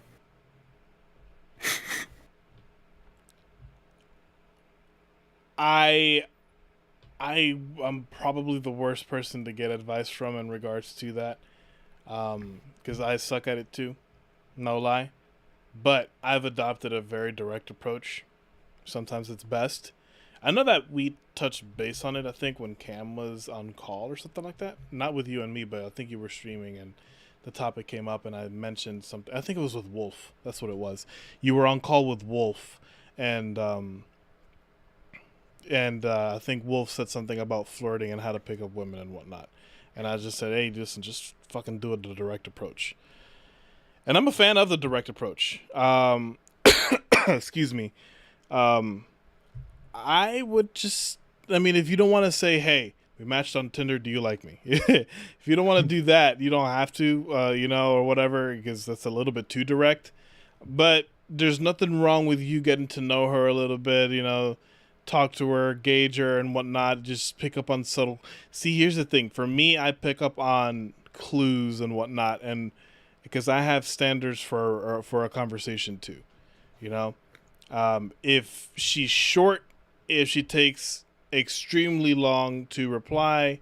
You know, things like you have to take in consideration what if she's working and whatnot. But if she takes like a day or two to reply or whatever, and it's short, then just leave that shit alone. You know. But if you talk to her and whatnot, and you know you see that the conversation's flowing, you know, just see where it goes. There's nothing wrong with you talking to her and say, hey, how's your day been or whatnot. And then just say, hey, there's nothing wrong with you. I'm assuming that she's local, right, for you? Yeah. Okay, so there's nothing wrong with you saying, hey, was wondering if you wanted to grab coffee one morning, just to hang out for a little bit, just you and I. Coffee's a safe little bet. It's non-committal or whatnot. You can grab coffee or something. Yeah. Maybe people... I thought about that. The thing is that I live 15 minutes away from where I grew up, where I went to school. Most people, like including her, still live there, and especially with the way gas prices are right now, I don't want to make anybody come out here, and I don't have a license or a car yet, so I can't drive anywhere. So I couldn't just voluntarily do it myself, and I'm stuck in a situation where I could be like, hey, come over, let's catch up and stuff like that, but I'm like, are they going to want to come out? Should I make them come out? Would I feel bad? You said 50 or 15? 50 minutes. Oh, 50 minutes, goddamn. Well, if she, I think that if she likes you like that, I don't think that's going to be too much of an issue. You're not wrong, but like, if she doesn't, and I'm just straight up asking her to like, come out and hang out with me, like, she's probably not going to want to.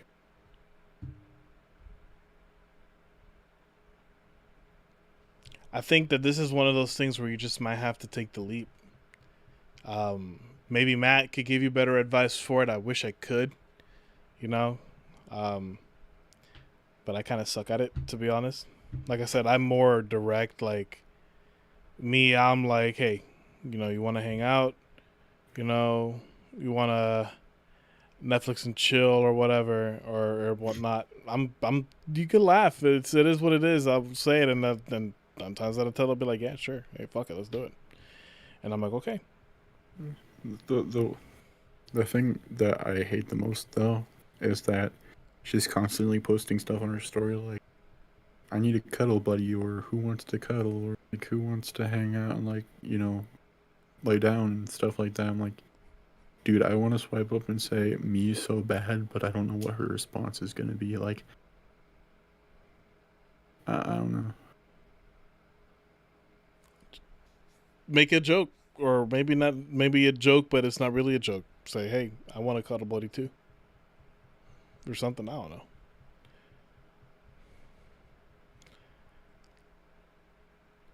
Matt says that that's the advice that I'd give. Try to see if she's down to do something, but isn't like a typical date. Ask her to meet you at a park just to chill. Hey, that's a good idea too. A park is good too. Nate says, I'm in the same situation with my girl, Landon. We have known each other for a long time, and she reconnected via somehow finding my email and getting my number from that. Interesting. But yeah, going back to Matt, I guess he gives the same advice that I would give. Just I guess be direct. Have tact. Obviously, don't say, hey, you want to Netflix and chill. But hey, I was wondering if you'd like to meet, for a cup of coffee or grab lunch or something, Uh-huh. I think that might be your best approach, especially if she's giving you these type of cues. Unfortunately, and I'm gonna go ahead and say it so that way it doesn't come to you as a surprise. I'm pretty sure it won't, because you're a smart guy, but it could end up, you definitely have to be careful, because you might end up being in a situation like Carlos was earlier with his person, where she was giving him mixed signals, and he would do this and it wouldn't lead to anything. So you have to definitely pick up on cues and ultimately know your worth. Just because you really like somebody doesn't mean that you're going to sacrifice what you want. Know your worth, because what you want is very important. There's nothing wrong with you putting you and your needs and your wants above anybody's. All right. So, I don't know if that helped. I'm pretty sure it didn't, but that's all I got. I'm sorry, dude. No, I get you. I always have like the most confidence in my mind to like, you know, go forward with something, and then like I'll like type something out or something like that, and then like my thumb will hover the send button and I just erase everything. Yep. I know exactly what you're talking about. But the reason I'm telling you to do that, and the reason I've adopted that direct approach, is because for me personally, my greatest regret was being a fucking coward. In the way that when I was in high school, there was this girl that I loved. And I still think about her to this day sometimes. You know? I'm not saying I'm still in love or anything like that. That's not the case. But, you know, I think back on it, and I'm like, you know, what would have happened if this happened? What I'm getting at is that whether you just come out and say, hey, I like you, you want to be my girlfriend or boyfriend, or hey, do you want to go to the park, you want to do lunch, coffee, something like that. The point is that you made a move. Because in my case, when I was in high school, I met this girl when I was a sophomore and she was a freshman. And she was the most beautiful girl I had ever seen. And I liked her a lot. And I've mentioned this before. I liked her a lot. And for 4 years in high school, and then 3 years after, so for a whole 7 years, I had not told her how I felt. I would watch her get into relationships, get out of relationships, and whatnot. I'd seen them all when it comes to her, yet I was the coward, and I still didn't tell her what I felt for her. And so when I realized that it was too late, she's engaged now, she's about to get married and whatnot. But it was a couple years ago when I'm like, you know what?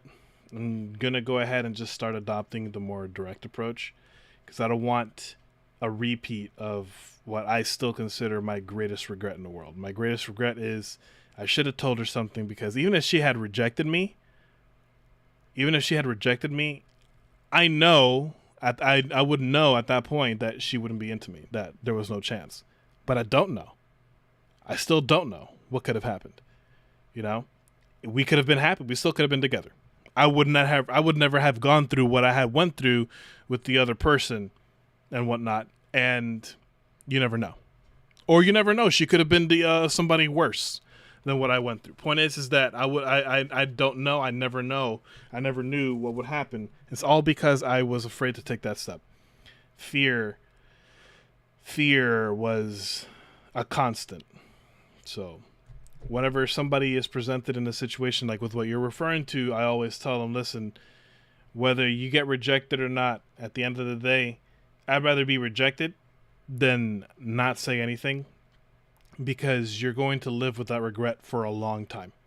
And even though it's not going to hurt you emotionally anymore, you will think back on it time and time again. It has now been 11 years since I graduated high school, and I regret it. I'm not saying anything to her. So, Matt says coffee, lunch, and park, not picnic, are safe bets. Good safe bets. They give you both time to see if you want dinner, movie, Netflix, and chill, or if you just want to be friends. And if she says no to the coffee or lunch, then you know she isn't interested, but you didn't put yourself out there for a true date. I agree with that. I think that coffee, lunch, park are good things for you to do. And they're inexpensive too. They're inexpensive. So if you don't have a job, or you don't have a lot of money, you don't have to take her to a whole 5-star restaurant where you guys eat whole cows or whatnot that are, rare and filled with gold and some shit like that. You can just simply take her someplace nice, but that's affordable for you. I think that's a great idea. Yeah, I guess like right now where I am, I think it's better for me to wait until I am working and have can transport myself places, because I'll feel more comfortable with doing stuff like that if I know what if my life is heading in a direction where I can take care of myself and be able to do these things, without having to worry about asking somebody else to give me a ride or something. I agree. If you have things that you have to work on, get a job, get money, fix your license, get a car, things like that. I think it's best that you take care of that, not because you want to avoid embarrassment or anything like that, but because these are things that you have to do. These are things that will make you more responsible. And it'll just show her that you're able to provide. If you can provide for yourself with the most basic stuff, then she'll know, if she ever decides to pursue something with you, that you're able to, provide, period. You can start with the most basic things. But I agree, not having to rely on anybody to give you rides, or to lend you money is liberating. It's very liberating. So I agree with that completely.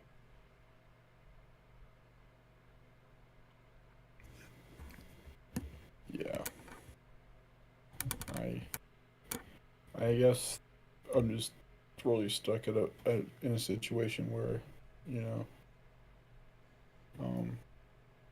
I really want to be with someone, but at the same time, I'm not really at a point in of my life, and it's difficult for me because I see people with other people all the time and being with their significant others, and I want to be that. I just can't.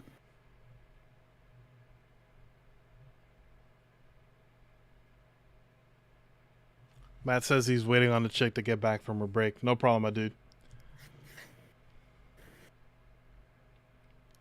Yeah, I mean, you got physical things that you got to take care of, and whatnot. There are others like me, for example, like I mentioned, who have the physical stuff taken care of, but have to work on some personal shit, before you're able to engage. But I'm gonna go ahead. This is probably going to be the last topic, or one of the last two topics that we're going to talk about. This is going to give Matt some time to come back, so we can, talk more about it. But these are going to be the last few topics for the night, because I do realize that the podcast has definitely went over more than what I wanted. But which is great, which is great. That means that these things are great, and from what I'm seeing so far, you guys seem to be enjoying it, so I'm happy for that. But moving on from the topic of relationships onto something a little bit lighter, taking it back to gaming. What would be your absolute most favorite game of all time?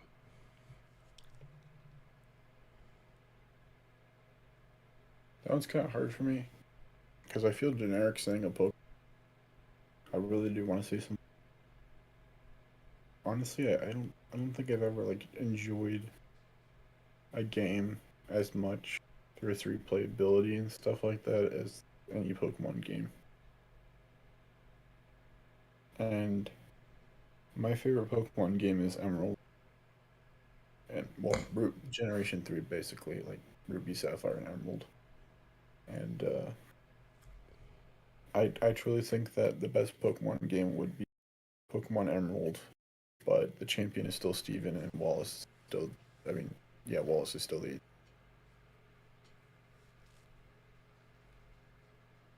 So, that would definitely have to be my favorite Pokemon of all time. And of course, I played all the Pokemon games through randomization, stuff like that, because, you know, that's kind of what my YouTube career is. But I feel nostalgia for Generation 3 because it was one of my introductions to Pokemon, like playing the games. And the summer after, I think, 7th grade for me? Yeah, it was 7th grade. My brother showed me websites where I could play Pokemon. And that's kind of how I got my first start with the series. The first Pokemon game I ever played was Blue. That was your first Pokemon game ever? Yeah, Pokemon Blue was. Oh, wow. Okay, starting with Gen 1. I like it. Gen 5 was how I got into the series because that was the anime at the time when I was about 8 years old. I got into Pokemon that way, but yeah, I enjoyed Pokemon Blue, and that was back when Charizard was Pokemon. And you know, I really enjoyed playing it, but none of the games that I played, because I only played like the first generation. Believe it or not, playing Diamond and Pearl and Black and White, you know, those kind of games are very scarce. So me playing like a 3DS game, I'd have to buy it for my 3DS. So I only played the first 3 generations. Pokemon Ruby was one of the first games I ever played, and that was a very memorable experience. I chose Trico because my favorite YouTuber at the time was M&G, and his favorite Pokemon is Sceptile, and so I chose Trico. And just playing through that whole game, you know, experiencing and stuff like that, I remember it very clearly. It's why Sceptile was my favorite Pokemon for a very long time, because I just loved using it. And yeah, it was a great experience. I've always loved going back to Hoenn because, you know, it's just a very nostalgic region. And Generation 3 as a whole is great. I'm not a huge Kanto fan, but if I'm playing Kanto, I'd rather be playing Fire Red and Leaf, because those are some of my favorite Pokemon games. I love Fire Red and Leaf Green. The first time I played Leaf Green, it's probably one of my favorite vanilla Pokemon experiences. I started with Bulbasaur instead of Charmander. Realized I didn't like Charizard as much as I did. Liked Venusaur more. My team was... I actually remember my team. I was like 12, 13 years old at the time. It was Venusaur, Rapidash, Vaporeon. One of the reasons why I fell in love with Vaporeon. I had a Pidgeot, right? Yeah, I had a Pidgeot. It's funny I said I remember my team kind of dumb. But yeah, like, you know, that team got me into Pokemon, and like a lot more than I had before. Because before it was more like, you know, I watched the anime as a kid, Pokemon. I watched YouTube videos for Pokemon, and it kind of became an obsession, and I started liking it a lot more. And it just basically developed into what it is now. But Fire Red and Ruby were kind of like the kickstarters for it, and I'll always cherish them for that. And led me to buying my first own Pokemon game, like actual Pokemon game. And I like Alola a lot more than most people because that was one of my first games. I love Alola. Okay.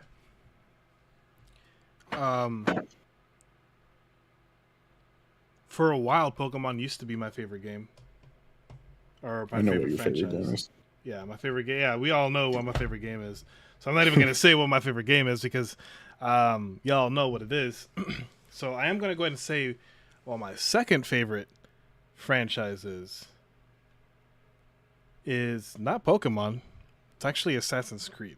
For a long time, though, Pokemon was definitely there. Pokemon used to be number one. Then I played Breath of the Wild. Breath of the Wild got easily bumped up to number one. Then Pokemon was number two. And then I started playing Assassin's Creed, the Assassin's Creed franchise. No, I lied. I started playing the Elder Scrolls franchise. And the first Elder Scrolls game that I ever played was Skyrim. So that was number 3. And then I started playing the Assassin's Creed franchise, and that bumped up to number 2, Pokemon number 3, Elder Scrolls number 4. But the Assassin's Creed is my second favorite, because I don't know. I like this. I like the story that some of some of those games tell you and whatnot. And I think that they're at least up until a certain point, they were historically accurate as far as the places goes. And it's made me realize that so far, at least for right now, my favorite Assassin's Creed game is Assassin's Creed Odyssey. I don't know. I always loved the Greek mythology aspect of things, and the game embraces that, but also how they depicted ancient Greece. It's a very beautiful country, the way the game is depicted. The seas are just blue. And so the game actually made me want to visit Greece in real life at some point in my life, because I've seen pictures of Greece in real life. I've seen the oceans, and it's blue. It's blue, and it's really clear, and I don't know. I liked it. It's something that fascinated me. So, yeah, the Assassin's Creed franchise is my second favorite. Not saying what my favorite is because you already know that. I see Matt's back. Is he? Let me catch up on this chat really quick here, because I know Nikki mentioned a couple things here. Where is my chat? Here it is. Nate says, I gotta go. I won't be in any of you guys' stream until Sunday your time, or even Monday. No problem, Nate. Good luck. Thank you so much for hanging out as much as you did. I appreciate it. And I hope you have a good rest of your day or night, wherever you are. Matt says, I have an answer.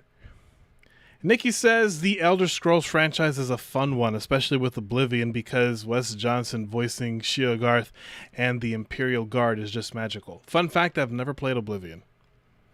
You just broke our heart. I know, I did. I'm sorry, Nikki, but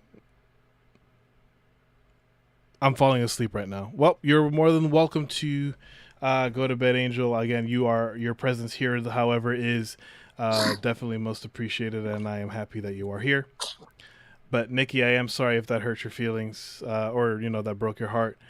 I'm sorry, little one. Matt, same question. What's your favorite game? Pokemon Emerald. Woo! Dude, it's a beautiful game, especially with the graphics where they were at the time. You could not outdo that game on the Game Boy. It was an amazing game, amazing story. Most of the Pokemon in that game are memorable Pokemon, and it just, when you think about a Pokemon game, Emerald's the one that to me anyways, Emerald's the one you think about, like, especially growing up. And I've put more hours into Emerald than any other video game ever. If I had to say a favorite Pokemon game for me, I'm gonna go based off of nostalgia, and this is and it's gonna be Pokemon Crystal. Pokemon Crystal was my first ever Pokemon game, ever, and I got Pokemon Crystal along with my Game Boy Advance at the time. I got it in 2002. So my little sister, who is turning 19 this year, when she was born in 2002, she, my parents gave me for Christmas my first Game Boy and Pokemon as my game. I did not know anything about Pokemon. Like, I was doing stupid shit to where I'm like, oh, okay, so this is how you heal? Great. So what if I heal my Pokemon multiple times? Does this increase their levels? Great, let me try it. I remember I spent the whole 15 minutes sitting in Professor Elm's lab, recovering health and, and whatnot. And I'm like, okay, my Pokemon's still level 5. I don't know. I'll just go out and battle. I didn't know how to work it. I didn't know anything about Pokemon. That was the first thing that I had with And then I got introduced to the anime. and then I started playing the Pokemon games, back and whatnot. My second Pokemon game was Red, and I liked it. But that's my story with Pokemon. But if I have to say non-nostalgia wise, if I had to pick a favorite Pokemon game, I would also choose Emerald. If Gen 2 is my favorite gen only because of nostalgia. Taking that out of the field, I would say Gen 3 as well, and Pokemon Emerald are my favorite. The replayability is just something else on the game. Now, if you're wanting a non-favorite Pokemon game, like if we were taking Pokemon out of the equation, I would say Super Mario 3 was amazing, and Mario Odyssey is a beautiful game. I could play Mario Odyssey over and over again.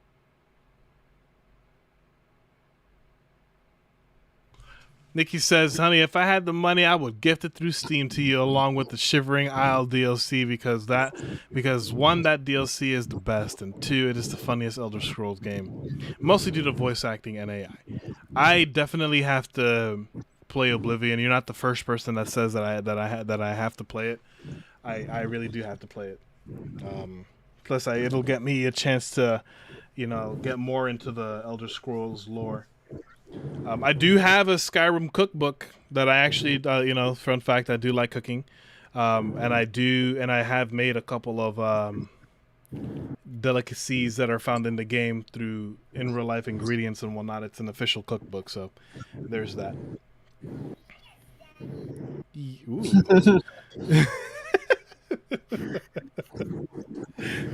I guess Landon likes the fact that I cook.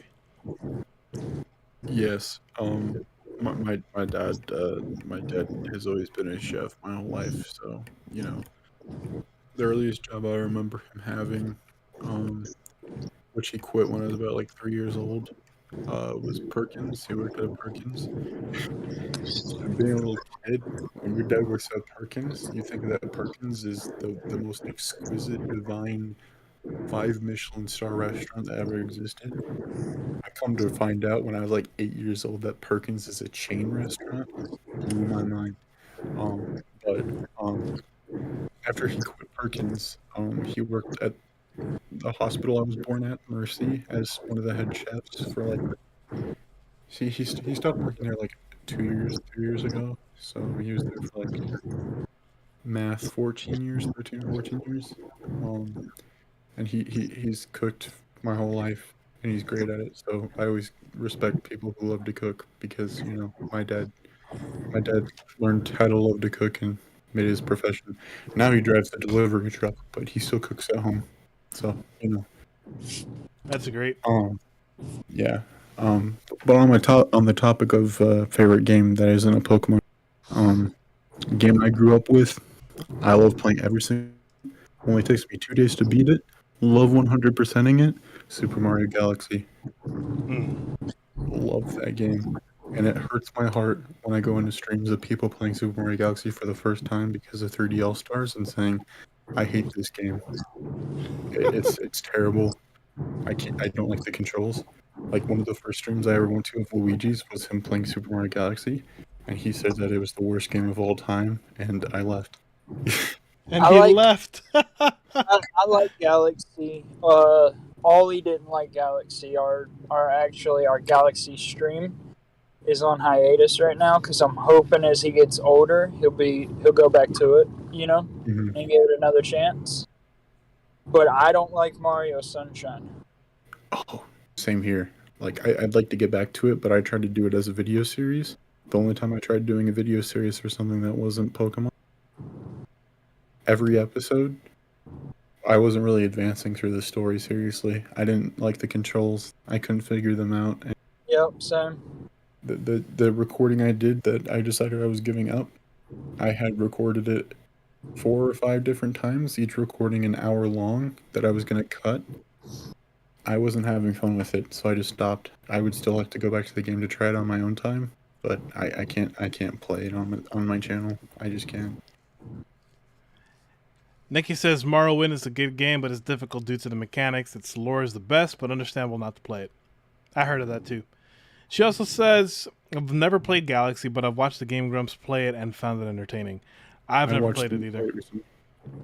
I've recently watched them play it. I watched their Sonic Adventure DX playthrough, and then their Galaxy one, because I didn't have any anime to watch. I didn't know what to watch, and so while I was doing Dynamax Adventures, I was watching Sonic Adventure DX series, and I watched their Super Mario Galaxy playthrough because they were doing both of those series at the same time. Speaking of anime, how far are you into Dragon Ball, sir? Oh, I was about to lead into that because the anime that I ended up watching was Dragon Ball. I think I have 6 episodes left.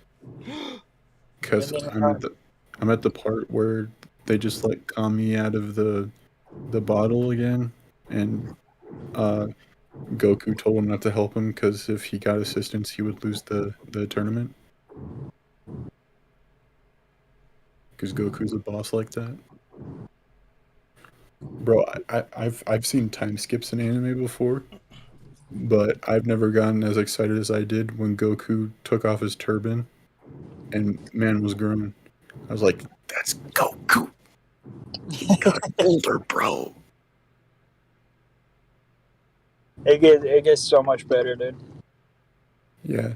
I kind of feel embarrassed because I avoided watching Dragon Ball because I did have a spite for people that didn't want to watch what I loved. So you guys better watch JoJo because I'm enjoying Dragon Ball. I was like, oh, if they don't enjoy it, I'm gonna drop it. But at this point, I can't put it down. But you guys better watch JoJo. JoJo is my next series after Black Clover. I'm 50-something episodes into Black Clover. He needs to watch Avatar: The Last Airbender. It's not an anime. It is an anime. I call it. No, it's not. I consider it one. Actually, the word anime just means animation, so both of them are animes. Anime is Eastern animation from Japan. The term itself just means animation, though. Yeah, but there's a difference. Because we don't call anime cartoons. That's not allowed. That's disrespectful. Atla is Western animation that's inspired by anime. But I'm not out here calling SpongeBob anime, okay? SpongeBob is a cartoon. There's a clear difference. Technically, according to the definition, SpongeBob is an anime. You just don't have. Your mother. Did he mute himself? He muted himself. My bad. Your mother. That's just based on definition. I'm sorry. I think it's an anime. I consider it one. I don't care what nobody says. And that should definitely be your next one. You have to give it more of a chance, dude. You can't just say 3 episodes in, I can't do it. 5. Whatever. You have to wait for them to get to the North Pole and watch what happens. And I just sorry, I didn't mean to interrupt you. You go ahead. I just want to say, for people like Derek who start JoJo but stop because they didn't like part 1 and 2, listen up. The first anime I ever watched that wasn't Pokemon was JoJo. And part 1 and 2 were my introduction to anime. Do you see how obsessed I am with anime? That explains your taste. Shut up. I wouldn't have been here if it hadn't been for the first 2 parts of JoJo. So shut your boring butt up, sit down on the couch, and watch Jonathan Joestar chase down his adopted brother Dio to save the world, damn it. Thank you. You can stick that right where the sun shines, homie. Your mother. Like I said, my next show is JoJo after Black Clover. What about Atla? What about what? Avatar: The Last Airbender. Atla. You can add another letter to that, being the letter S, turning it into Atlas, so you can use your Atlas to find some other place in the world to be and shove it up your butt. I'm gonna kick Landon from this chat.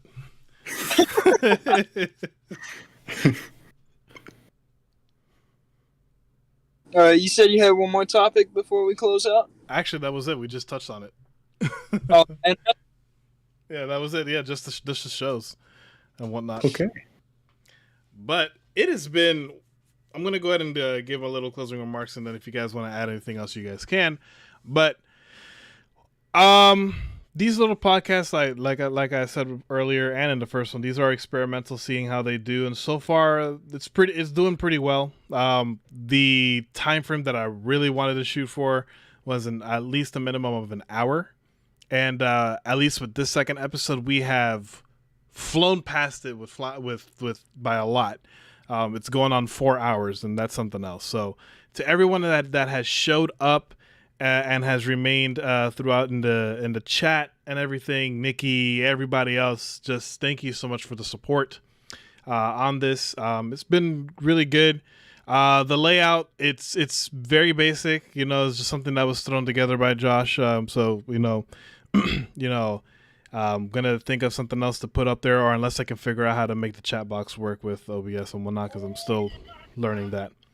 But Landon and his oh my gods aside, I do want to thank you guys so much for coming on out. If you guys haven't already, hit the thumbs up on it. Go ahead and do that now. Make it turn blue, and of course subscribe. I am aiming to do these little podcasts every Friday. Times will vary, might vary, but so far I think 12:45, 12:30ish seems to be a good time, as they are, late. They're meant to be late night podcasts. But anything else that you guys would like to say before we end off? I just want to tell Angel that he is currently not dreaming. He's actually watching the stream. Therefore, he didn't fall asleep if he believed so. So, when you said you were going to go to bed, I don't think you did. I got a raid target if you want one, by the way. Who are we raiding? His name's Turtle Tactics. He's doing a birthday sleep lock. Ooh, let's do it. So, Let me drop. Is a turtle sleep lock? You want me to drop the link? Yeah, go ahead and drop the link. And this is the message that we're going to be sending off. So go ahead and drop the link if you haven't done that already. Come, let's go. You're taking too long. It's been another 20 minutes.